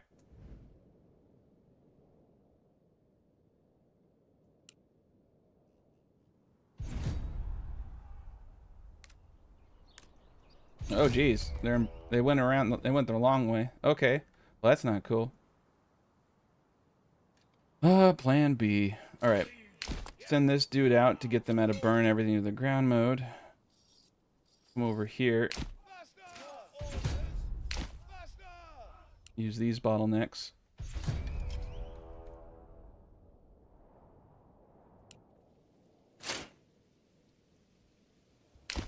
All right, burn. Everything in the ground mode is off. Run these guys back. Alright, we're in good shape. Let's see which way they go. We'll shift accordingly. They come straight down here. Yeah, they're going to get messed up. So we got shoot at will. Halves maximum range, but increases damage. We're getting some good lobbies.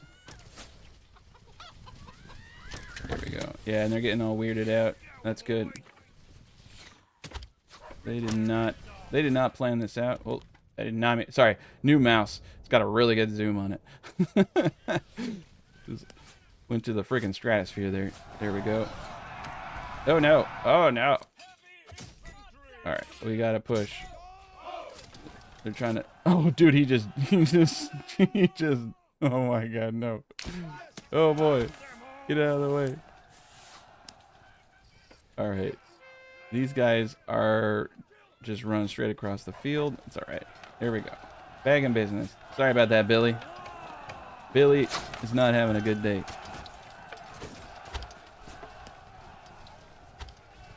Alright, and the other banditos are just kind of trickling in. Oh, crap. Yeah, they're trickling in from all sides. I hate when they trickle like that. They're not attacking the archers, though. They're getting into the mosh pit over here. I don't know what my archers are shooting at. Did you guys see that? They're like shooting everywhere but the enemy. Yeah, you guys need to really get your shit together over here. Your boys need you. There we go. There we go.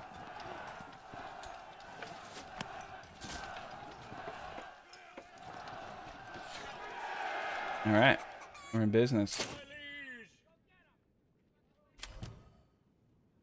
Don't think there's any more banditos. Probably should have waited 2 seconds. There's usually only 2. Alright, let's get another ox. Oh boy. Okay, so sheep are coming. We need to get that going as fast as possible. Horses are -1. That's interesting. Well, that is real interesting. Did we kill a horse? Sometimes, you know, those arrows, they go. The bodies will just eventually disappear. So I just let them rot. We got a lot of them. Okay. We're at 78% approval, so I might as well just start taxing 10%. Which, okay, let's just make sure that's not us. That's this territory here.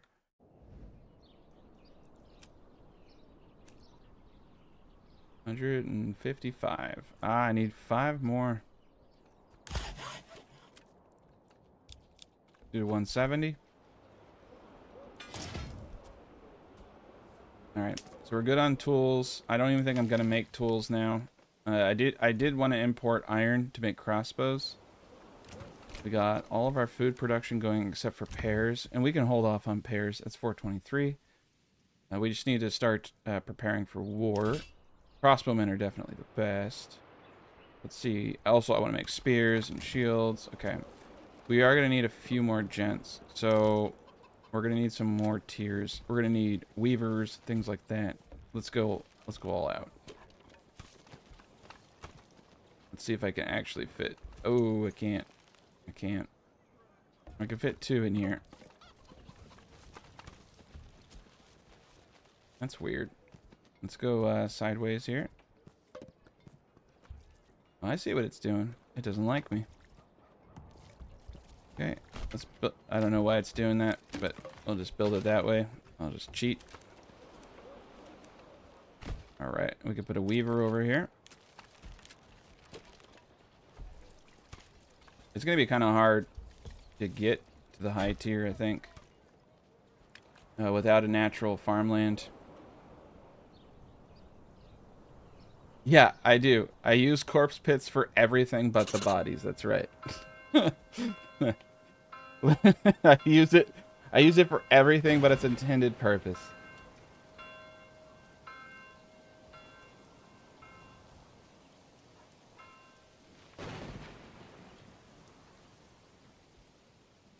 Yeah, I don't know why. I can't stop calling them banditos. It's so much cooler than bandits. Alright, we're doing okay here. Forester, blah, blah, blah. We need another Forester down here because he is clear-cut and everything.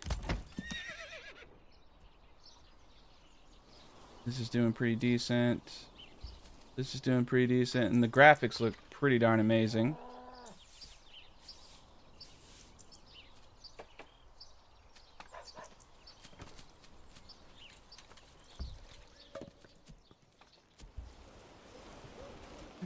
Yeah, it is pretty messed up to make them build a bunch of corpse pits and then tell them to demolish them afterward.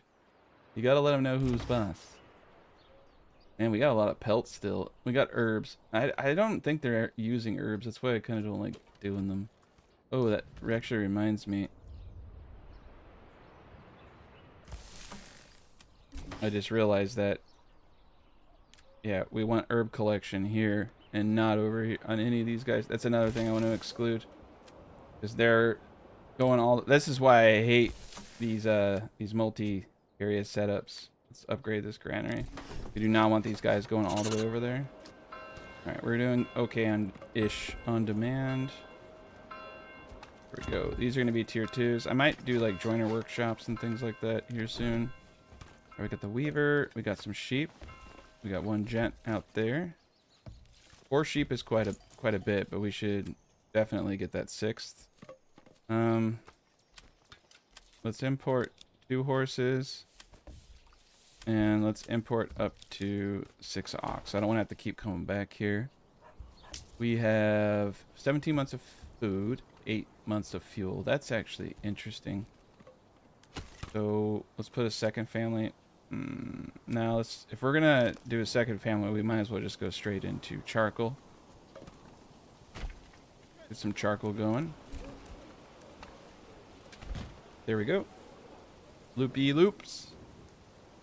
But yeah, no, I like doing these little angles. That way people have access from each road. They don't have to walk around. I think it really helps. This is probably going to be a bottleneck here because we need to get another... Yeah, I need to get someone in here ASAP. There we go. There we go. Yeah, it's charcoal time. Because the way charcoal used to work is you make 2 charcoal per 1 firewood. So if you're thinking logistically, right? Every time that if I have 2 people going out to get firewood, they're going to clear cut it faster and have to go further and further out. Whereas this, I'm bringing the resource closer. So like theoretically, I should produce more fuel because I'm reducing, you know, walking distance essentially. Oh yeah. Okay, so this gent here, no wool. Hides are fine. And no shoes. Trying to think. No yarn. No clothing. Okay. Yeah, I don't want any of that stuff stored down here. That could all be stored over here. I'm going to let everything be stored, though, in these large warehouses because, you know, you run out of room eventually. We're in the middle of a drought, but we have 17 months worth of food, which means I've made a massive mistake. And that I'm not trading excess food production. Alright, so for the carrot, you don't even need to buy routes. So for carrots, I'm going to say anything over 100. Don't beetroots. And you don't need to, but like these things do add up. It is money. Let's get another family in the trade post.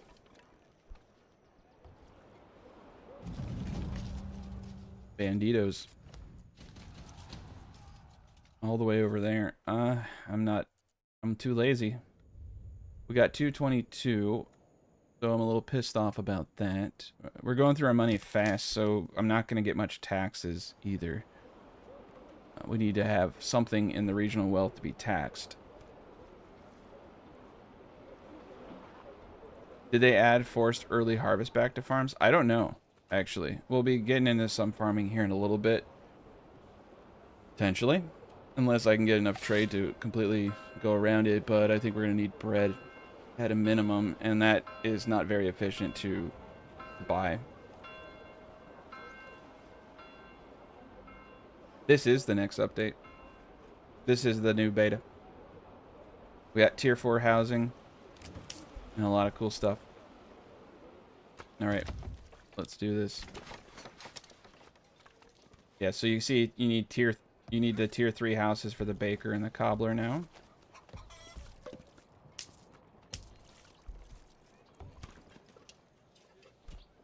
Who knows what they'll add.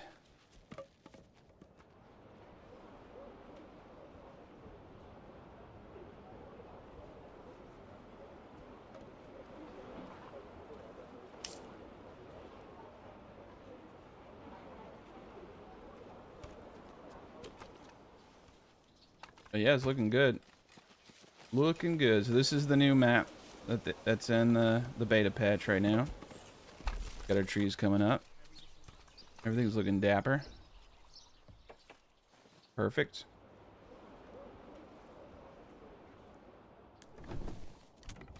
And we'll get some... I don't think we have enough wool yet.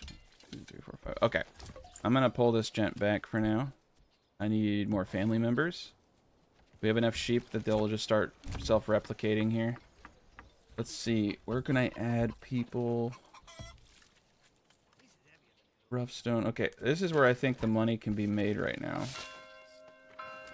And if I pump that to 6, that's going to give us a 200% labor speed. So it's like having 6 people there. I'll bump it up full, of course. So quarry's at max capacity. Same with this guy. Eventually, let's see. Do I have excess, though, to even warrant an additional person? 120 rubble stone. Not showing me my rough stone there. Here, 14 rough stone. Okay, I think we're pretty good right now. But we can definitely pump this up. And I think for rubble stone, we definitely need an established trade route. Because we're going to have hundreds of it. And we have enough planks now that we can build the bridge. We gotta be careful not to disturb our animals. There's not enough goods. I have 173. What am I doing? Oh, it's because I originated it from the other side. Yeah, you gotta start it from here so it pulls from this inventory with dork. Okay, there we go. We gotta make it big though, right? We gotta make it the biggest bridge ever. There we go. Boom. What the freak?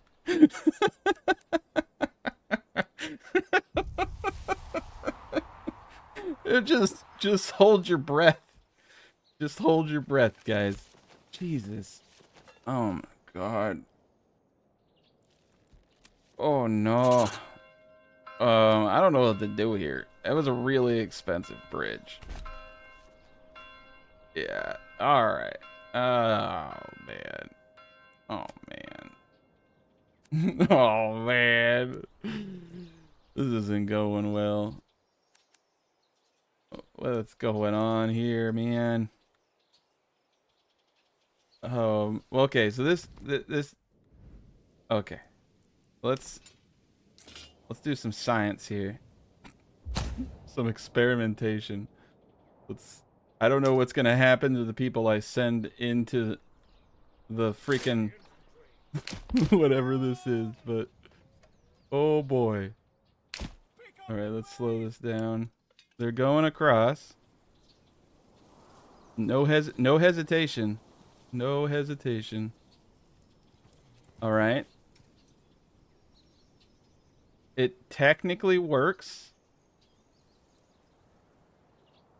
Wow, that is a long freaking bridge, too. I think it's the longest bridge I've ever made.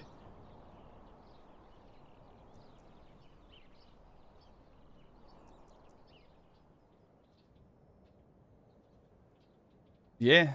Oh. They're getting a little weird down there.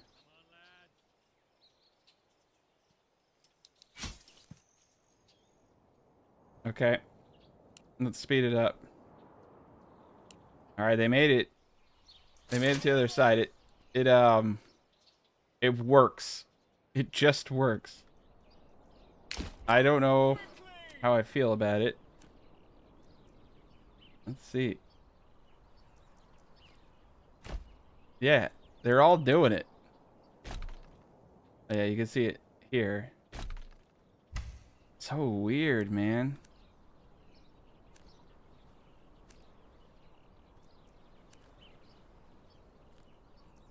It must be the map. That it's probably an issue. You see how it's going down? Like, yeah, it doesn't hold up. So it's most likely the map. That's interesting. Okay. Well, nothing I can do about that right now. Let's see, 7 months of fuel. Let's place you over here in the charcoal.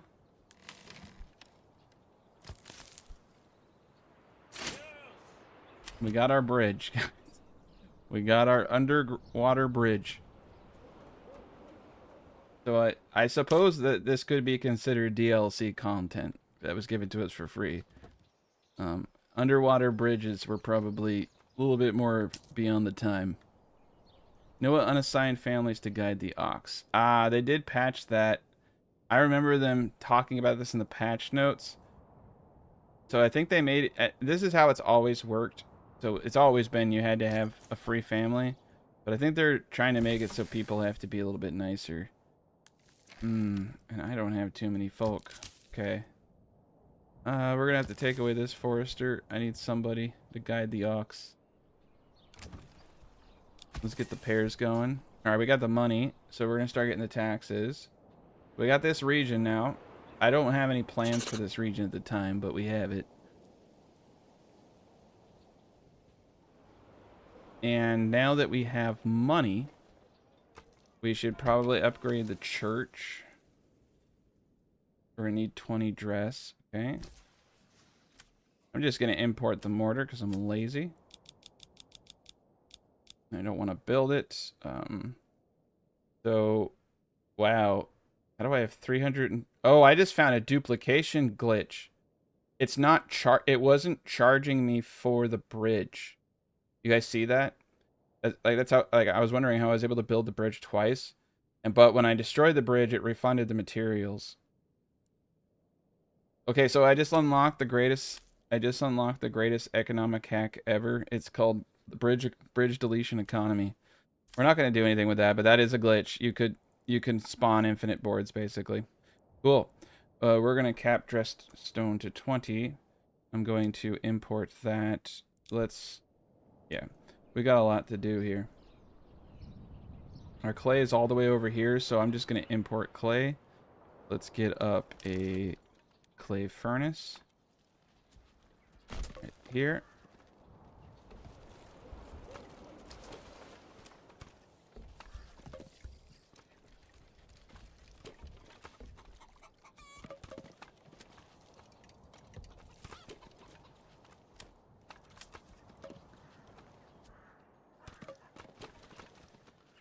Alright, let's start importing a little bit of clay.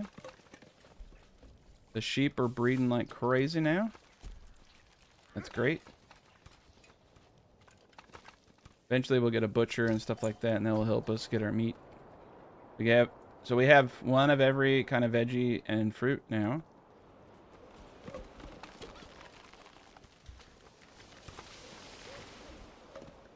And let's import iron.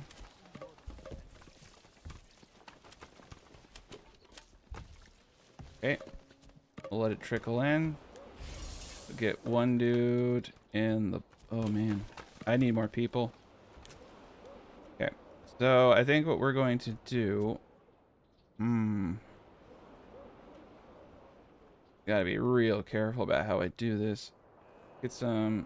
I want double Burgage Plots because I want to minimize the amount of workers I need in every area. Okay.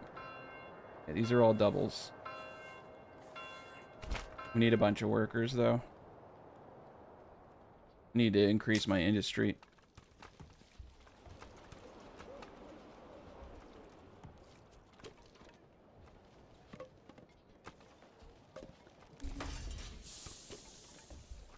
All right.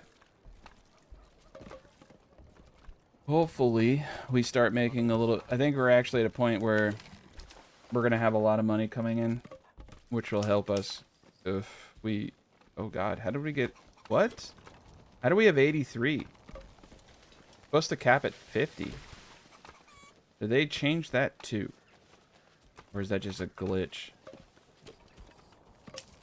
Interesting. And none of the freaking horses are I think the maps... I think this map might be... When I do my video, I'm not going to use this map because I think something's going on. I've ordered multiple horses and they're not arriving, so I think that's broken. That's going to make it difficult for us. Okay. So tier 3 requirements is, you know, booze and garments. Alright. And the church. So it looks like you don't need a tier 2 church to get to tier 3. Probably only need it for tier 4 now. So, alright. Let's start thinking about the booze. So if I get... Trying to find a spot for this tavern that makes sense. No, I don't want to place it there. Alright, let's just do it right here. Yep, they're cold. Cool. They'll figure it out. And then we need to get a specialized brewer.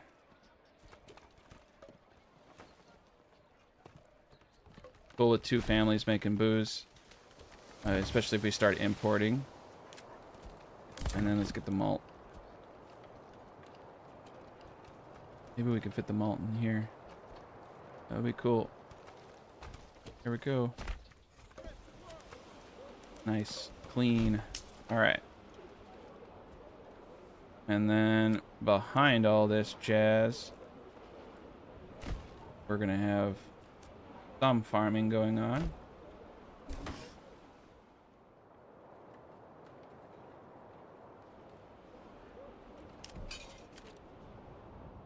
We might get to a point where I farm over there to import, but we'll see.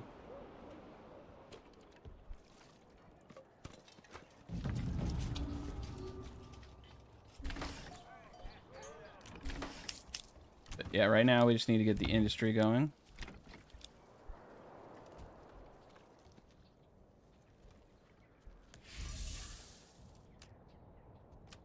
Put a cap on roof tiles to 20.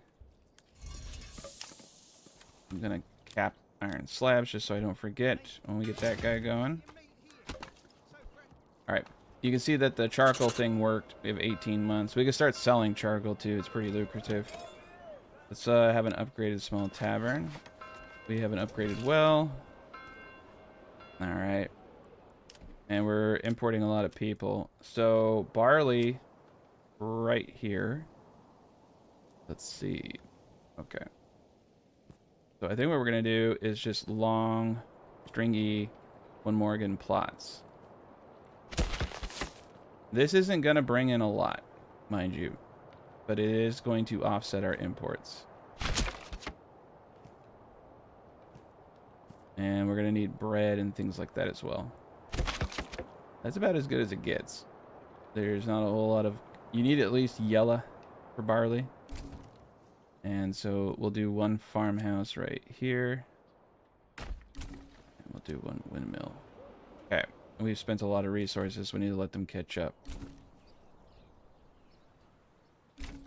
And let's get ourselves some ox spots here. Oh, so we got those.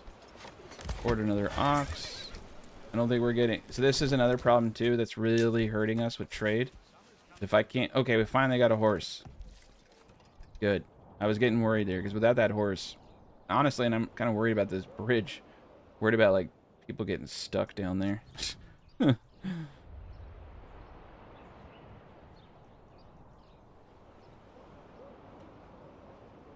Yeah, I'm hoping that the new trade system comes sooner rather than later, because the current trade system, honestly, it just really kind of kills a lot of the fun.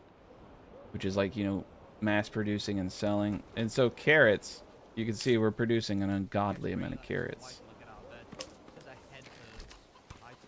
It's really easy to sell extra produce. I'm going to be increasing my population here shortly, so we can hold off on those things. But yeah, like selling cabbage and all that is highly lucrative. Okay, what do we need over here? We need the clay. I don't think I imported the clay. Not bad. No, I did. And we have...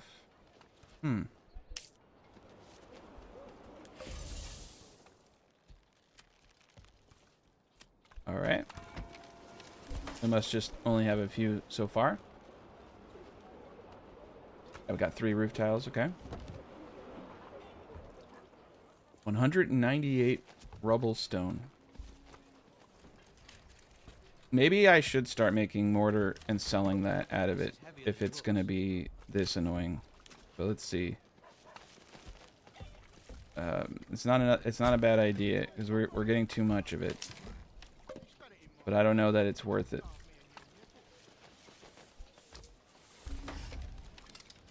Buy another horse. Summer's coming soon, and soon the beating sun. let's start getting a little stronger.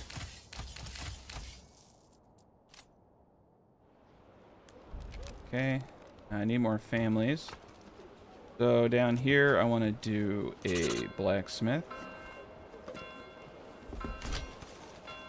And I want to do a joiner.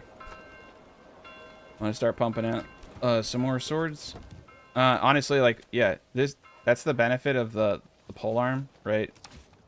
Polearm guys, is you don't need shields, so you can just get away with a blacksmith. They're really squishy on charge damage, but they're extremely aggressive. Very, very strong. Okay, we got some of these houses up over here. Perfect. Extend that. We have 7 available places for people to move.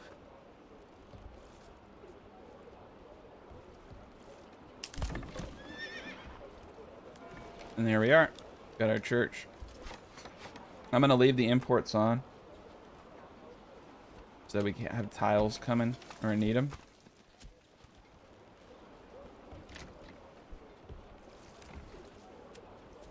All right. Let's make sure to set limits on how many of these they produce. I'm going to set it to 30. And the blacksmith, we're going to start with spears. Same thing. Let's get full spear units first. Spears are godly. And we have enough houses here. We need to be really careful. We have too many houses. Why haven't they? Okay, they have the pairs down. Certainly easy when you play small to get enough food. We have more than... This is the problem I always hit, is I have more than I can trade. I have too many things that I'm trying to trade.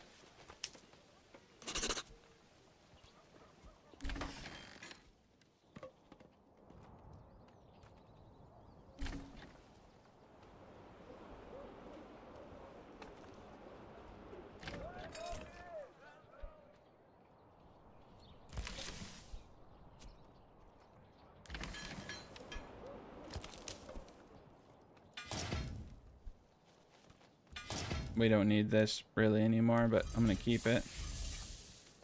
Ah, I didn't have a jet in the bloomery. That's pretty dumb.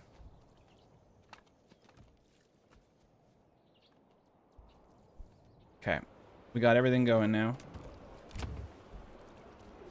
Should have this guy up soon.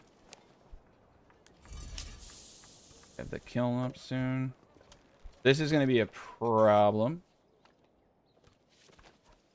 I don't know what we're going to do with all that rubble. I bought a trade route because it's just substantial.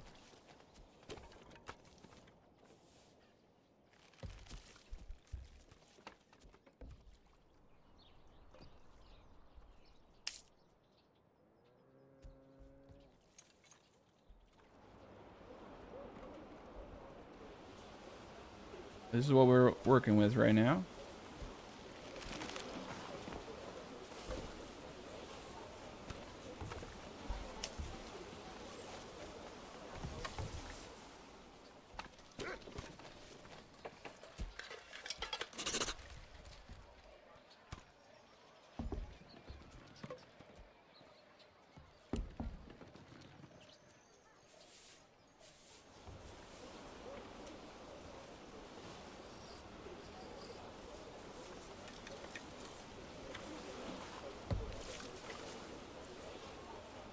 Interestingly enough, my FPS just went from 30 to 60 after it saved. So that whatever they did to help with FPS, it's working now after that save. They got a little bit of tweaking to do. Okay, we're back to 60. Yeah, I was getting a little weird there for a second. I was eyeing my stats. Alright, we're doing good. We got the Burgage going. Most likely the farms are going to be what I put the tier 3. You need a tier 3 baker now, and you want that baker. We got the church up because it doubles the amount of bread you're producing. That's really cool. And for that reason, we need to put another house over here. Preferably, yeah, we could put 2. That's fine. So this, we need to double. We need to get to tier 2. I need to let everybody move in. Gotta get the tavern. We're definitely going to get a plowing station. And, I mean, it should still work the same way it did before. So, wheat, barley, rye. So, you don't need to take a break. They're going to have to fix this at some point in the future. As long as the crop after it is something different, you don't have to take a break. So, it's really weird. Okay, and we're just going to alternate everything. Wheat, barley, rye. Ah! Don't do that. Alright. So that should take... Oof. The big problem... Oh, I should not have done the plow. So the big problem here is I need... I'm going to need multiple plows. So we're actually going to need 2 farmhouses if I want to do this perfect. We could... Well, that's not true. I'd like to have 1 plow per... Let's see. Let's see if we can get it to work this way. I'll try. But we're going to need permanently assign ox for this, or it'll become a problem.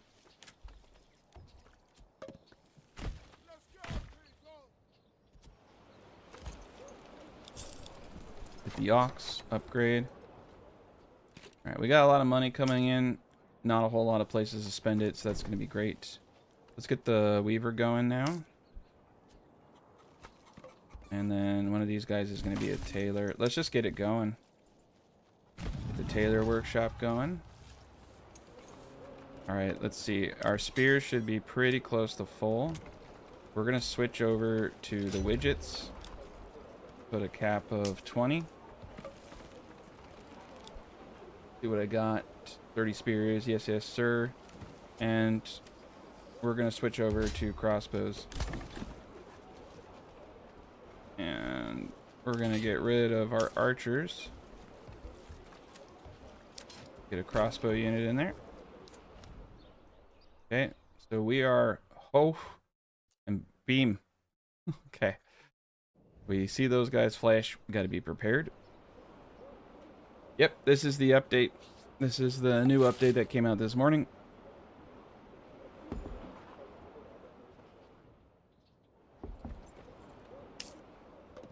Alright, the kiln is up. What I want to know is, what is it? What are our prices? Let's see. What can I get for it? Mortar sells at 1? Ugh. I think we're doing fine with the stone, so we don't need this guy. But he's there. He's there if I ever need him. That's depressing. We did add some more Burgage Plots, but we're still good. Food variety kind of sucks right now, but we'll get there. Meat's gonna be a chokehold, but we got a lot of game. And when I get a butcher going here shortly, which is gonna be this gent, we'll start killing. So the way that you want to set up your sheep, I've seen some people, I won't name names, but I've seen some people who aren't understanding fundamentally how this stuff works. Is you don't want to kill the sheep, you want to kill the lambs. So you want to get 30 grown sheep. I like to go to 50 because that's like 50 is like 500 wool, which is actually like way overkill. 30 is going to be more than enough for us to do what we need to do. And then you just kill the lambs and you keep the sheep. And that way you're yielding wool, because if you kill, it used to be that sheep yielded more meat than lambs, which is why you would want to keep the lambs and kill the sheep. That was the correct advice when it worked that way, but it doesn't anymore. They give the same amount of meat now, so there's no reason to kill the sheep. You lose all that wool. So let's past 12 months. So let's see. Like so far, 411 rough stone. Holy cow! Yeah, we made 45 wool, and that's because a lot of these are lambs right now. They're not fully grown. We have 12 lambs and 5 sheep. So that's pretty impressive wool for just 5 sheep. You can imagine when you hit 30, you're gonna be pulling in like 300 to 400 wool, and that's a lot of clothing. Okay, a lot of clothing. Go to our tailor and let's make sure that this is put to yarn. This is on yarn.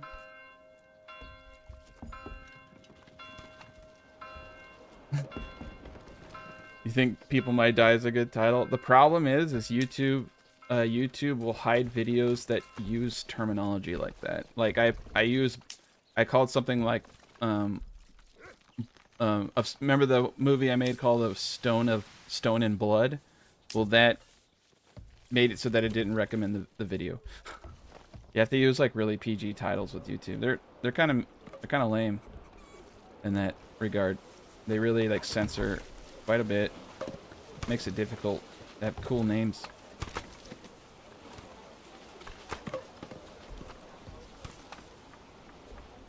Yes, lamb chops. I've only had lamb once in real life, and I wasn't actually a fan of it. It was kind of weird tasting. I know some people like lamb. I wasn't one of them. Oh, that was one thing I forgot. Over here is the windmill. Totally spaced on that. 93% efficiency. 85. 93% efficiency. It's a little far away, but I'll let it go. Okay, so we got the spots for ox. Do it. We got 2 families now. Let's assign 1, 2. Let's see how many spare I have. We have 7 spare after that. I like to permanently assign them because you have such a short period. Ooh, that looks so cool. I really like the way the trees look on these guys. They look pretty awesome. And that's a lot of trees, too. We're going to get some good yields. Not bad. And then also, that they gather and they get out. That's why I like this design. You can go bigger and you can get a lot more. But then, like, they're just constantly farming. And if it's too small, then it's not really worth it. They farm a little bit and they're done. And that's okay, too. But I just find that this is the perfect amount. You get ridiculous yields and you get back to work as soon as possible. You don't have to sit there and micromanage what each profession they're in. You probably don't want them working in these fields, but they can work pretty much anywhere else. If you make them too big, then you have to really sit there and dial it in. But, I mean, it doesn't take too long to do that. It's just kind of annoying. And then we got these 2 small fry houses out over here. One for the granary. Oh, we forgot to upgrade this. Okay, let's upgrade that. And then one for the mushroom dude over here. He's out over there. Okay, cool. Yeah, that's working out all right. They got a bit of a trek, though. I should probably make that faster. Do that. Speed that up a little. Alright. Yeah, so you can see the ox are pretty essential. We're probably going to need a few more families out here. I'm thinking 3. You want at least 1 family per Morgan. And so that should do it. I still feel like it's not enough, but hopefully that will give us a little bit of production. I'm going to have to import some things too.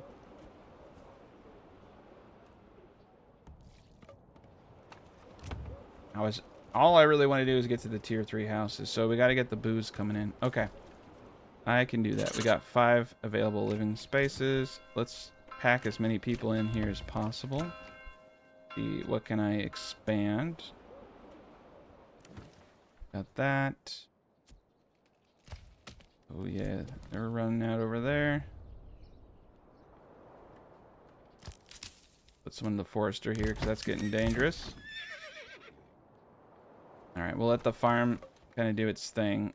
We got a bad yield this year because we're dicking around, and we're going to need to get a communal oven up this time. I'm going to put that over here. I think I can get a road in between these points. There we go. And let's upgrade these to stables.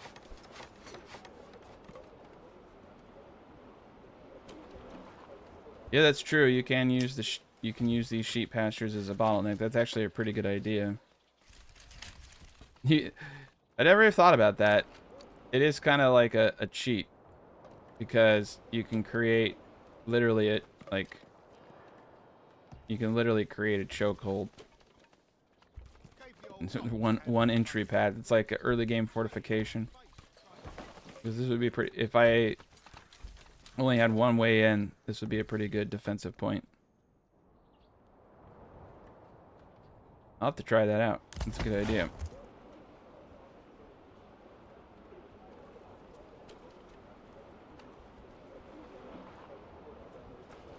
Stone keeps are worth it, somewhat, but I've never needed... on the normal difficulty, no. On the harder difficulties, yeah, probably. Because the armies get bigger and you need a defensive location. But on small stuff like this, they're not really necessary. Alright, well, I didn't need to put the guy in there. I need to get more people in here. We got 3 more. This is what sucks, is the more industries I add, the more I have to do. It's almost what, like when I'm just like, I almost don't even want to mess with the farming. And I'd rather just import it. Because, think about it. Like, I need the bread and stuff though, so it's just not worth it to me. But we have a lot of industries that we need to put into play here. Like this Burgage Plot needs to be tier 2. We need to get the mall house going. I need to get someone in the tavern there. And so everyone I'm putting, everything just eats that up. So to get to tier 3, all we really need right now is the booze. We have the clothing going now from just a very small amount of sheep. It's like you don't need a whole lot. You just need a decent setup. Got the weaver going. Got the tailor going.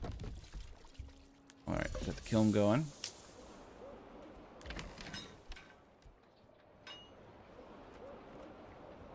How's it going, Gangstron? Alright, Burgage to 2. So that's 2 families too, which really sucks for us right now. I may or may not actually use that for the brewer. But yeah, we got 3 living spaces. As long as these people can take care of this, I'm going to leave it alone. Because it is nice not to have to pay for everything. It does cut down a lot of costs. Right, we have 2 people who need to move in there. I don't know why it's glitching out like that. Okay. Alright, so...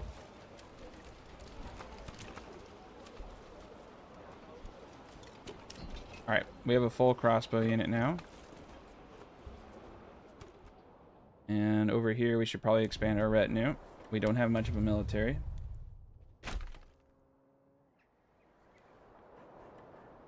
There we are. There's our 3. So this is what we're going to do. 1 in the malt. 1 in the tavern. And then when I get one of these guys, I don't think I can afford the 2 families. But I can't afford one of these guys. And let's start importing. So we're going to import barley. 13 a hop. Import 20 at a time. Our food is pretty decent right now. A lot of carrots, cabbage, beets, apples. Alright, we're going a little bit down on the food, but we got 12 months. Got a lot of firewood. I'm going to pull out of the charcoal kiln for now, since we have so much firewood.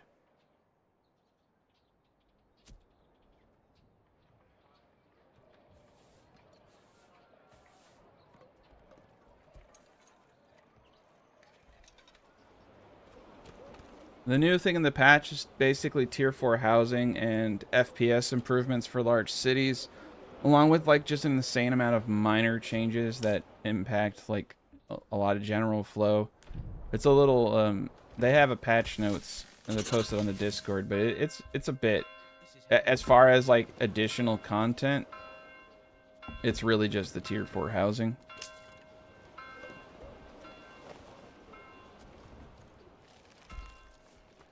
Okay, we're doing good.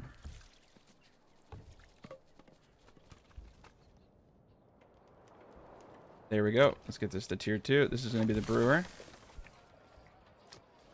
I'm going to...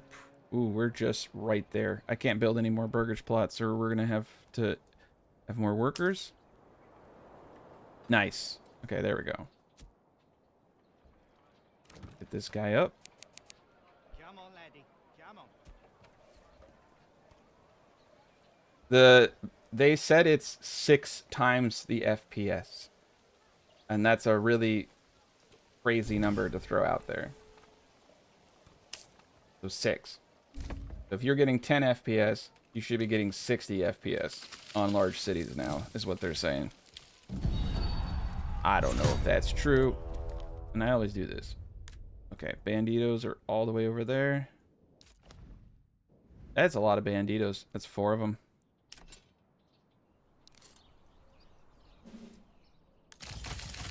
We got money, though. Okay, we got a full gang. I'm gonna wait till the last minute. They're probably gonna try to take my bridge. Oh, I hope they take the bridge.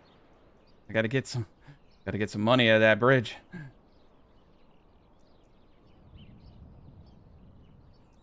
Oh, thank you, Chunini. I appreciate the donation and the kind words. To be fair, though, I won't go into details, but I was planning on going full time in March, and I was forced, and I was ethically forced to quit my job because they were doing bad things, and I was pissed. Everybody tries. I don't know, man. I really dislike the corporate world now, quite a bit, man. It's so bad out there. Hopefully I can do this full time. So far, I'm in pretty good shape. I know I'm gonna be good for a couple of years, but it's hard to know where you're gonna be in 2 or 3 or 4 or 5 years. I think they're gonna come across this bridge, man. Whoa, whoa, whoa, whoa, whoa! Crossbowmen have shoot at will now.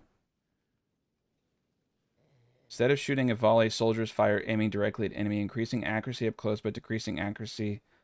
Okay, yeah. Crossbowmen did not have shoot at will. I don't remember them having shoot at will.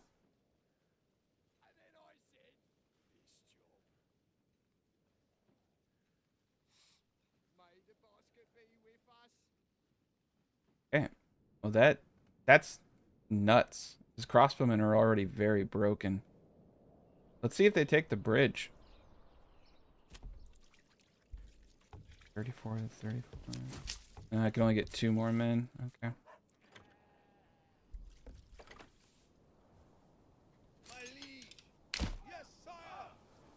Okay. They're gonna take the bridge.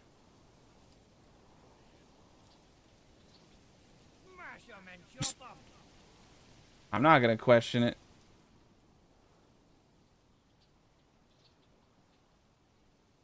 Crossbowmen always had shoot at will? I don't remember the crossbowmen having shoot at will. Crazy. Thought it was only archers who had it. Or I know mercenary crossbowmen had it, but okay. Whatever. Shoot at will it is. Jeez Louise, dude. Crossbowmen are just so broken.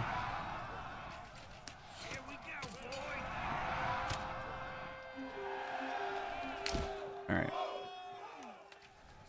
Yeah, they don't stand a chance, man. They do not stand a chance on this bridge.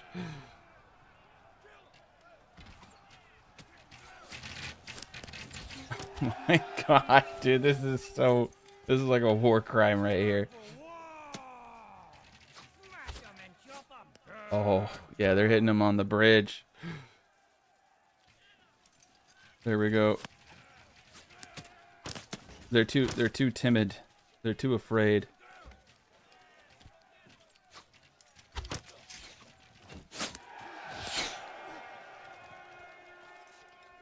Yeah, I'm pretty sure crossbows never had shoot at will because I have a lot of time in this game and I've never seen it. But it's possible. Sometimes you just don't notice things.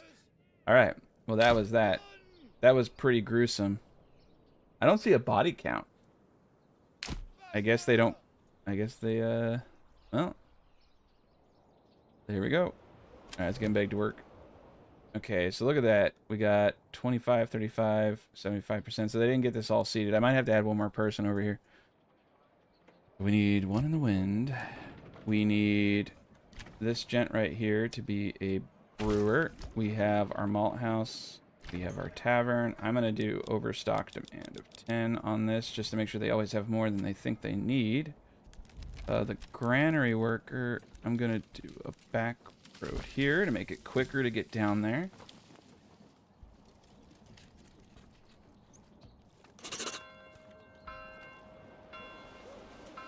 There we go.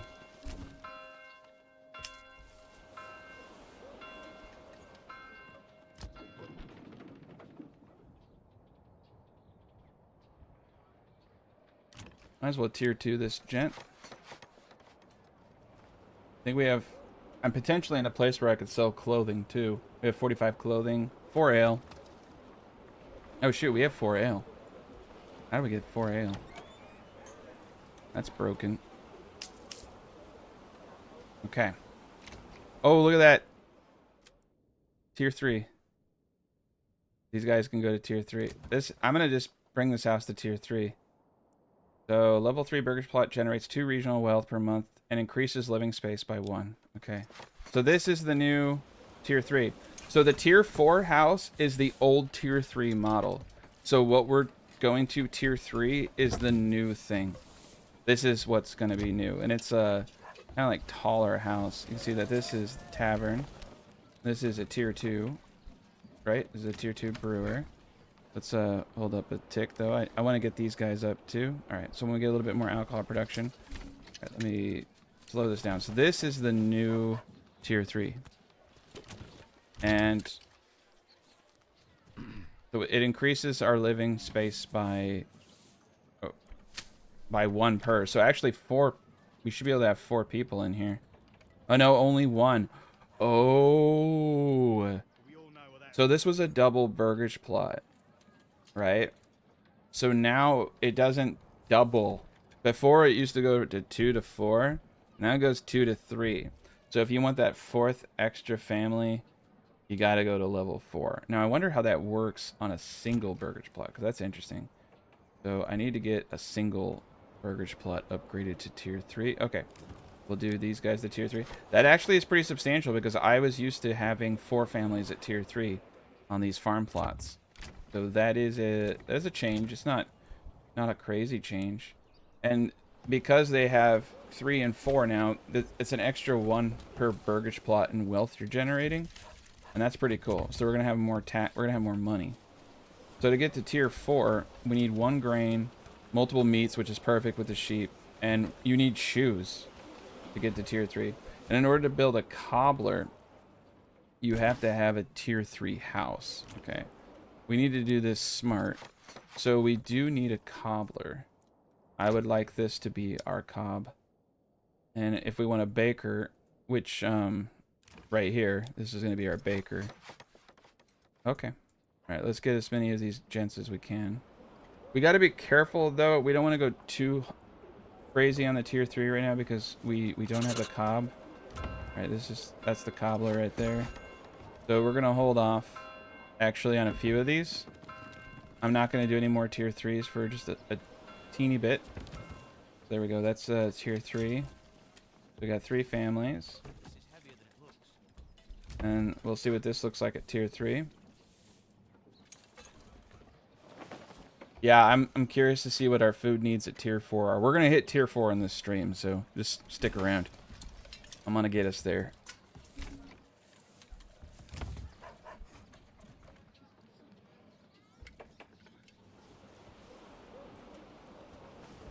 Alright, let's see what we got going on. 14 sheep, 16 lambs, perfection. We want to get to 30 sheep, so we're just going to let them keep breeding and filling out, and then we'll get a butcher.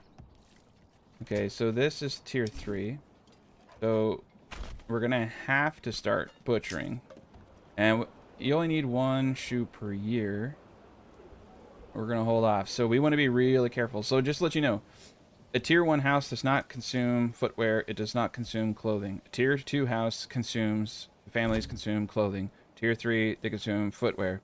So if you leave your houses at tier 1, like you'll notice I do that with chickens. There's no reason for the, like, yeah, you get the +1 regional wealth generation, but that 12 per year, like, if you have the clothing to do it, go ahead and do it, but I just don't find the consumption's worth it sometimes.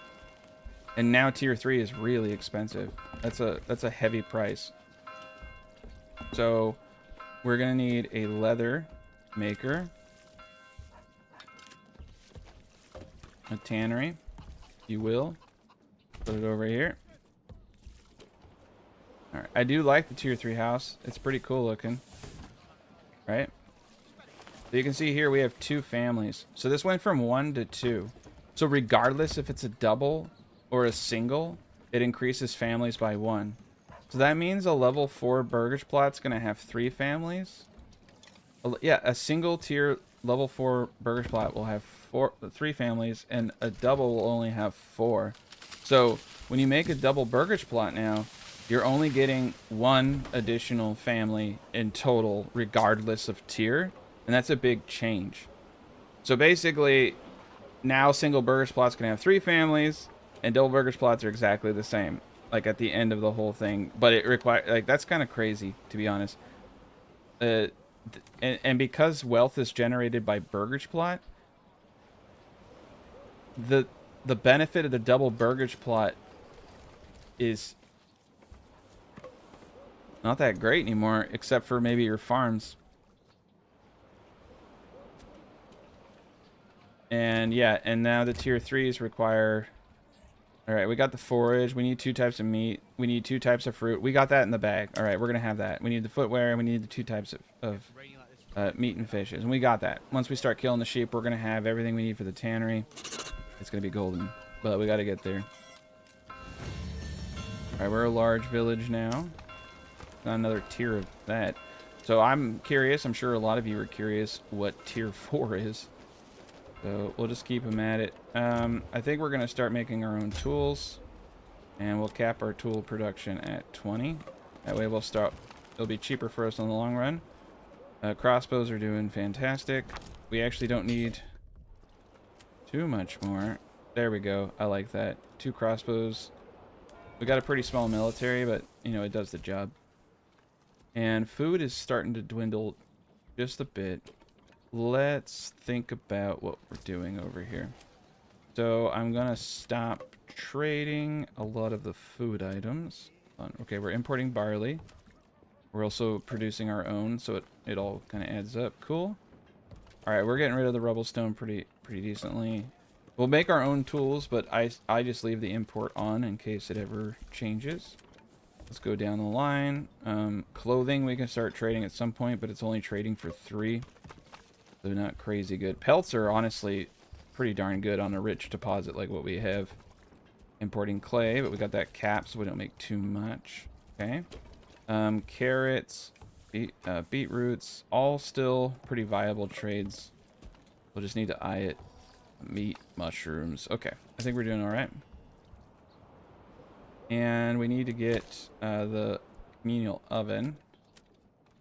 Okay, so the cool thing about the communal oven is you see how it produces both. Whereas when you upgrade one of these guys, they can only produce 1. So that's one thing about the communal oven I do like, is you can produce both. So we got some bread and rye and a little bit of barley going there. So that's really cool. That'll give us some food supply. We have a 100% entertainment bonus right now from importing. So you can see we are kind of losing a little bit of money here, and I need to think about this. So dressed stone is at 30. I'm wondering if I should increase my stone production. We have 57 rough stone. Okay. So we could probably crank this up. So yeah, let's just start pumping out dressed stone. And continue that trade, but we're doing pretty decent there. We have a 10% tax on everybody right now. Food's coming in, we're over a year. Okay, I think we're in good shape. I'm going to hold off, like I said, because we're going to need hides. And we should have multiple types of fruit coming in here shortly. These guys are kind of miniaturized, but I believe the apples are coming next. So that's good. These guys in the back here, they can do anything they want. Yeah, I'm regretting the double Burgage Plot now that I understand how this works. You're only getting 1 additional family. That really sucks. It's kind of cool, though, at the same time. But let's do that. Actually, now that I think about it, it kind of makes the double Burgage Plot pretty cool. Think about that. Maybe double Burgage... I'll have to think about that. Well, I mean, you're getting less production, right? That's the problem, too. It is what it is. Now, you're probably wondering why not do goats. Goats aren't that great. You don't get that much hide from them. Yeah, I'm going to get 120... Sorry.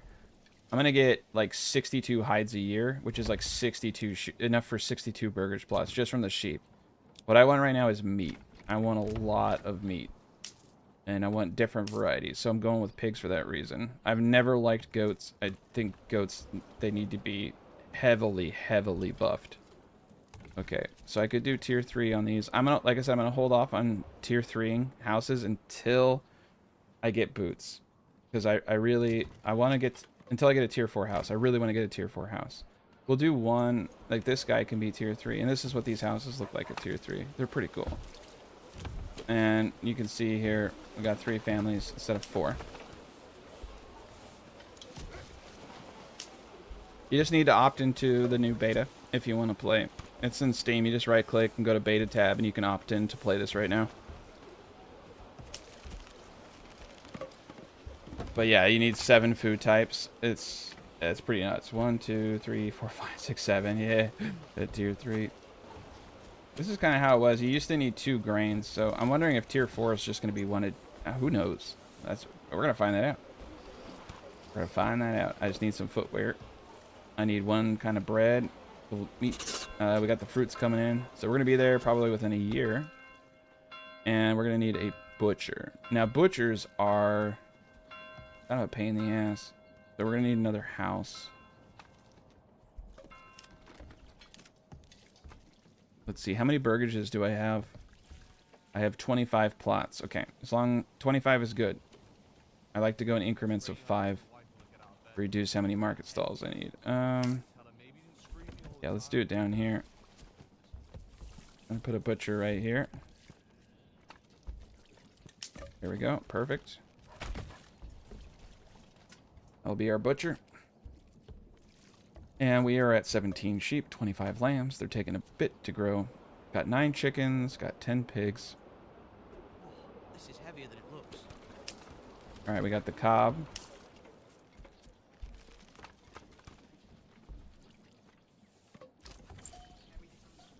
Let's put 1 family into the tannery. Let's check out our bonuses. So, we got kind of a mix. Pretty low, 52% on leather. Produce 2 offspring for wild animals. We got good stuff. Our farmland, 1%.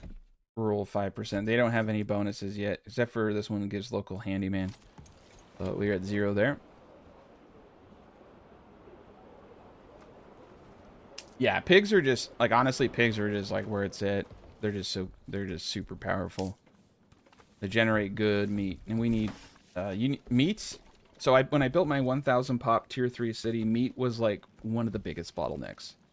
Even with sheep and with everything, like, having, because you need 2 different types of meat. And that's pretty tough.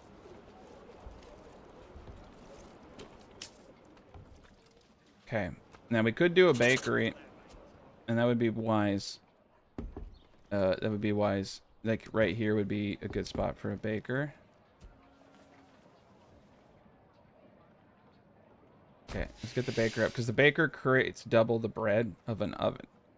So that's pretty significant when your amounts are as low as mine, too.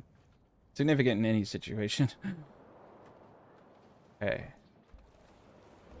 Yeah, I think goats are decent when you're trying to, when you don't have sheep, but I'm going to rely heavily on the sheep to get our hides. And once I get 30 sheep, we're going to have like 20 hides immediately because I'm going to kill all the lambs. It's also going to give us a massive amount of food. All right, 15 months on fuel, 13 on food. We're doing decent. Yeah, I'm getting a pretty steady 60 FPS now, so that's good.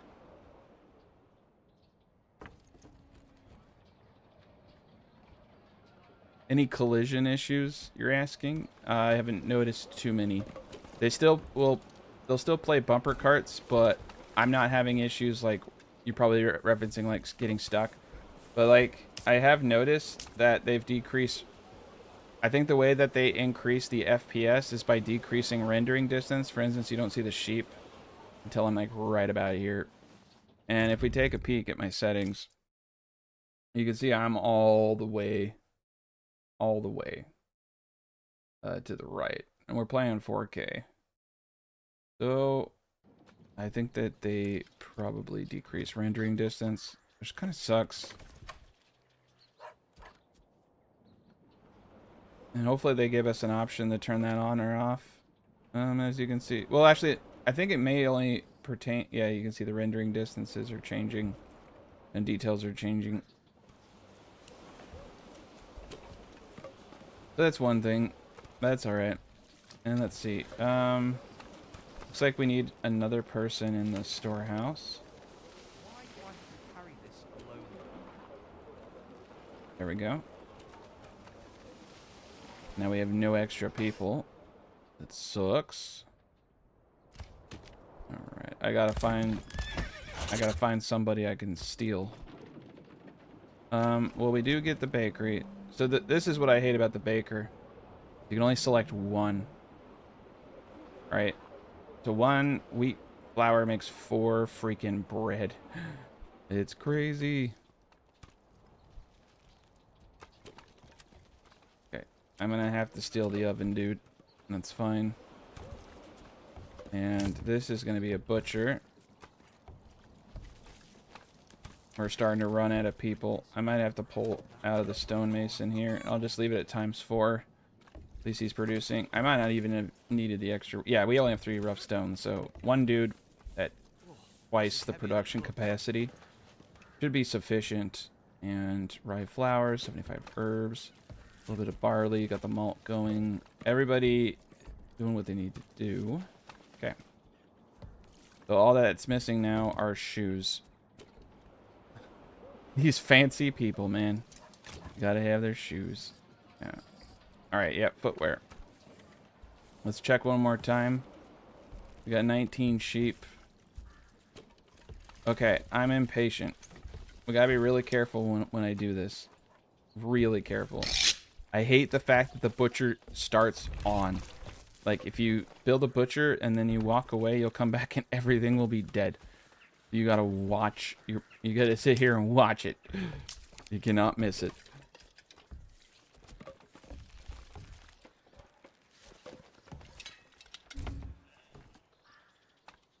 Okay. Now the announcement right now is only on Discord. Okay, so we're gonna cap it at 30 sheep. I do 32, but it's 30 sheep, and I'm gonna cap our lambs at 20. And this is gonna be kind of weird, but enough of them will grow up. So it does.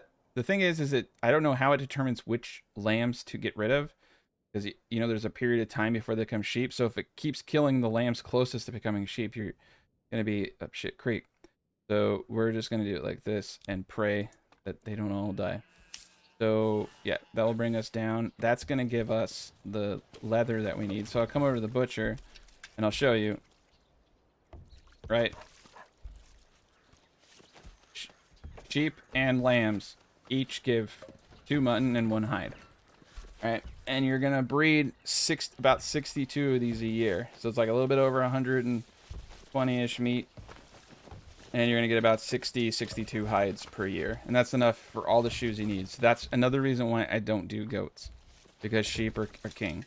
There we go. We got it going. We're gonna get the shoes now. So that's our tier 4. Bada bing, bada boom. The market's right there. And this house is nothing. So once I get some footwear, and they only need 1 shoe per year, right? So that's like 62 tier 3 houses worth right there. Now, if you want to go over 62, well, that would be families as well. Or, no, it's just it's kind of both. The availability has to be there and the consumption has to be there. So yeah, you gotta be a little careful. You can probably, I gotta do some math on that one actually. I gotta think about that. It doesn't make a whole lot of sense. But that's the way it is. So you might have to do goats at some point in the future. What I was actually thinking, what I would do is just have like a goat city, right? Like a city that just does, like, has sheep and goats, and then you export all that leather. But I think you'll be all right. So far, I've never had. I've always been in a position where I was exporting shoes, and I had 1,000 people at tier 3. So I don't know. They're always messing with it, though. That's the problem. All right, let's go over to the cob. See what he's doing. Drinking. Okay, cool. Not making shoes.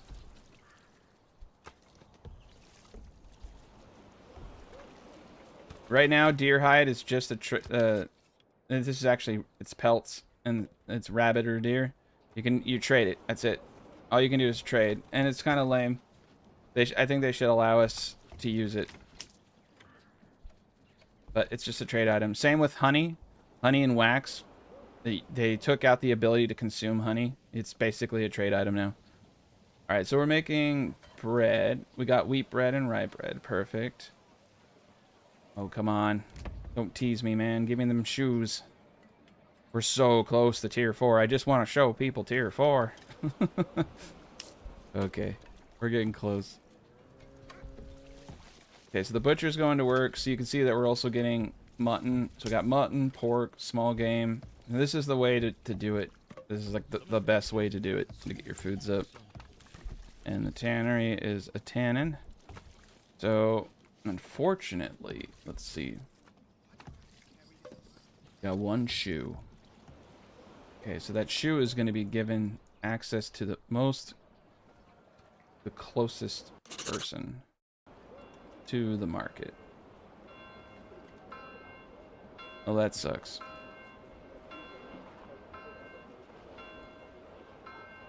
We need a couple more shoes. You know what? Screw it.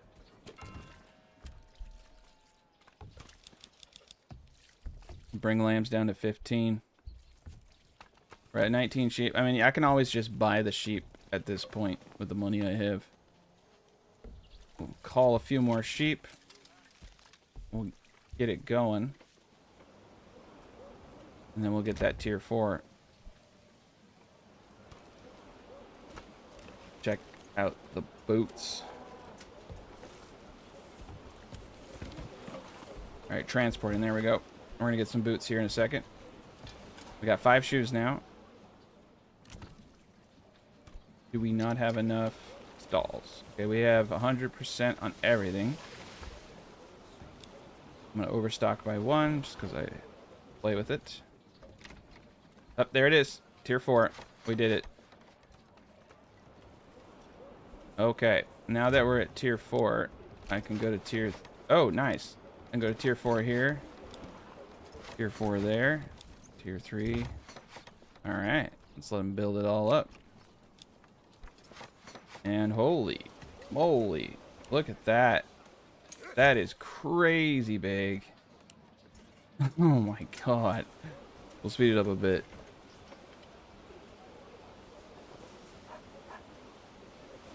Okay, so this is the tier 4 house. Alright, I'm going to speed up a lot of it. They're taking forever. It didn't take... I have the perk that halves, you know, upkeep. Or, how much it costs to update the Burgage Plot. Let's put this to the highest priority. I think we're doing pretty decent on the back end over there, too. Alright, we'll just chill here. And this is a good one. I'm gonna have to change the thumbnail to this because that's a good thumbnail. There we go. Okay, this is the tier 4 house in all of its glories. You need 2. Let's pause. You need 3 meats. Look at that. 3 different meats. That is very hard. 3 different fruits or animal produce. 2 grains, we were doing that before. 2 veggies, fuels, garments, blah, blah, blah. High access church. Okay, so that's the main kicker. And this is a double burgage. So now you have 4. And that's kind of what I was talking about, is I think that now I think that this gen over here... Oh, wow, he doesn't have grains? Are you kidding me?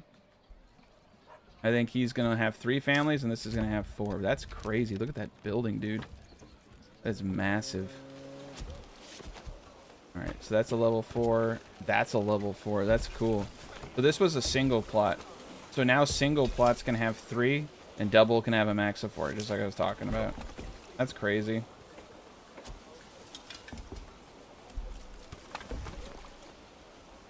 Pantry's only 50? What did they do?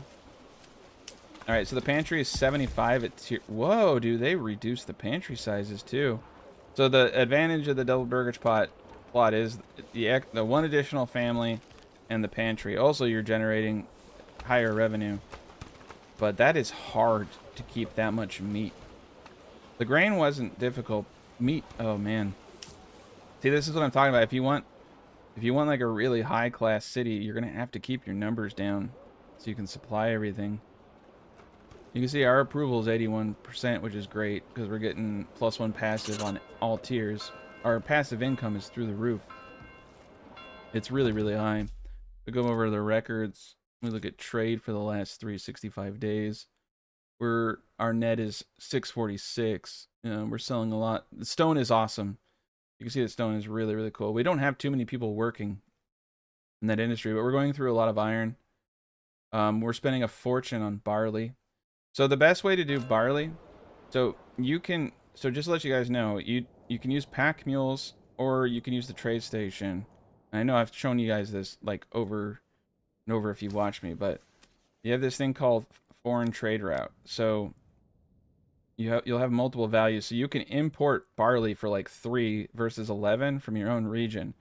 And that's the best way to do it. Because if you use the pack mules, they just keep trading. So you end up taking every single piece of barley here. So I prefer trade, personally, because you can control, like, I only want you to bring 50, right? And then you just use the monies, okay? So that's like the best way to do it, in my opinion, is the trade post. And I'm hoping that they work on that as well. But holy cow. All right. Well, we hit it. We hit tier 4. We created a sustained colony of people. We're like quasi happy, and I did it in 2 hours and 52 minutes. That's not bad. But this is it, and I think that's where I'm gonna end this stream because I want to start working on some well-edited content. And yeah, the tier 4s are amazing. This gives me a lot to think about, and this is a huge distinction. Is now a single Burgage plot can go to 3 families versus 2. That's a pretty big deal because you need to remember, as of the new patch, regional wealth is generated by Burgage plot, not by family, by Burgage plot. So, however, we're also noticing that they decreased the pantry size pretty substantially. So, I still think double Burgage plots are the way to go for farming, but like we saw here, if you chickens aren't influenced, how much eggs you produce and how much pigs you produce aren't influenced by families. It's influenced by just the Burgage plot itself. So, oh man, I don't know how I feel. The only difference between it is 1 family. So like, the advantage of going into double Burgage plots at the very start is you're using less fuel, which you can then sell. But it's not a substantial. It's 1 fuel per month per type. I think there's a lot of ways you can play it. I think you can make an argument that double Burgage plots are the way to go. Fully, because there's only a 1 family difference. It's kind of crazy. I'm not sure I like what they did there. I kind of feel like the double Burgage plots should have more room. It's odd. It's odd because it really breaks the logistics of why you build double Burgage plots and why you don't. But I mean, the pantry size alone, yeah, it's a no-brainer. You got to do that for farmland. Otherwise, you're gonna get bottlenecks, especially in these high productions. But this used to be like 150-ish at tier 4. Now it's the single is 50 and that's 75. Oh wait. What the? Oh, the pantry is relative to what you're making, I think. Or the pantry is relative to the size of your back lot. Okay. Because look, I have 225 over here. I have 50 here. So pantry size is relative to the size of your farming plot. My bad. My bad. Sorry, I'm taking this all in myself. So yeah, 225. So that, and then 75 on the pairs, and then 225 here. I think it's because they're mature and these aren't mature. This is so weird. I'm wondering how it's making. Okay, yeah. So these are mature 225. That's so weird, dude. There's something going on. So I have to look into that too. That's a little bit different. Or is it a bug for the tier 4? Exactly. I don't know. I don't know what's going on here. Because this is a tier 3 with 225, and yeah. And then this is 50. And then this is 75. And then yeah, the tier 3 is 225. So yeah, and this is a tier 2 of 75. So the tier 4 has the same. It's probably a bug. I wouldn't look too much. Yeah, it's probably a bug.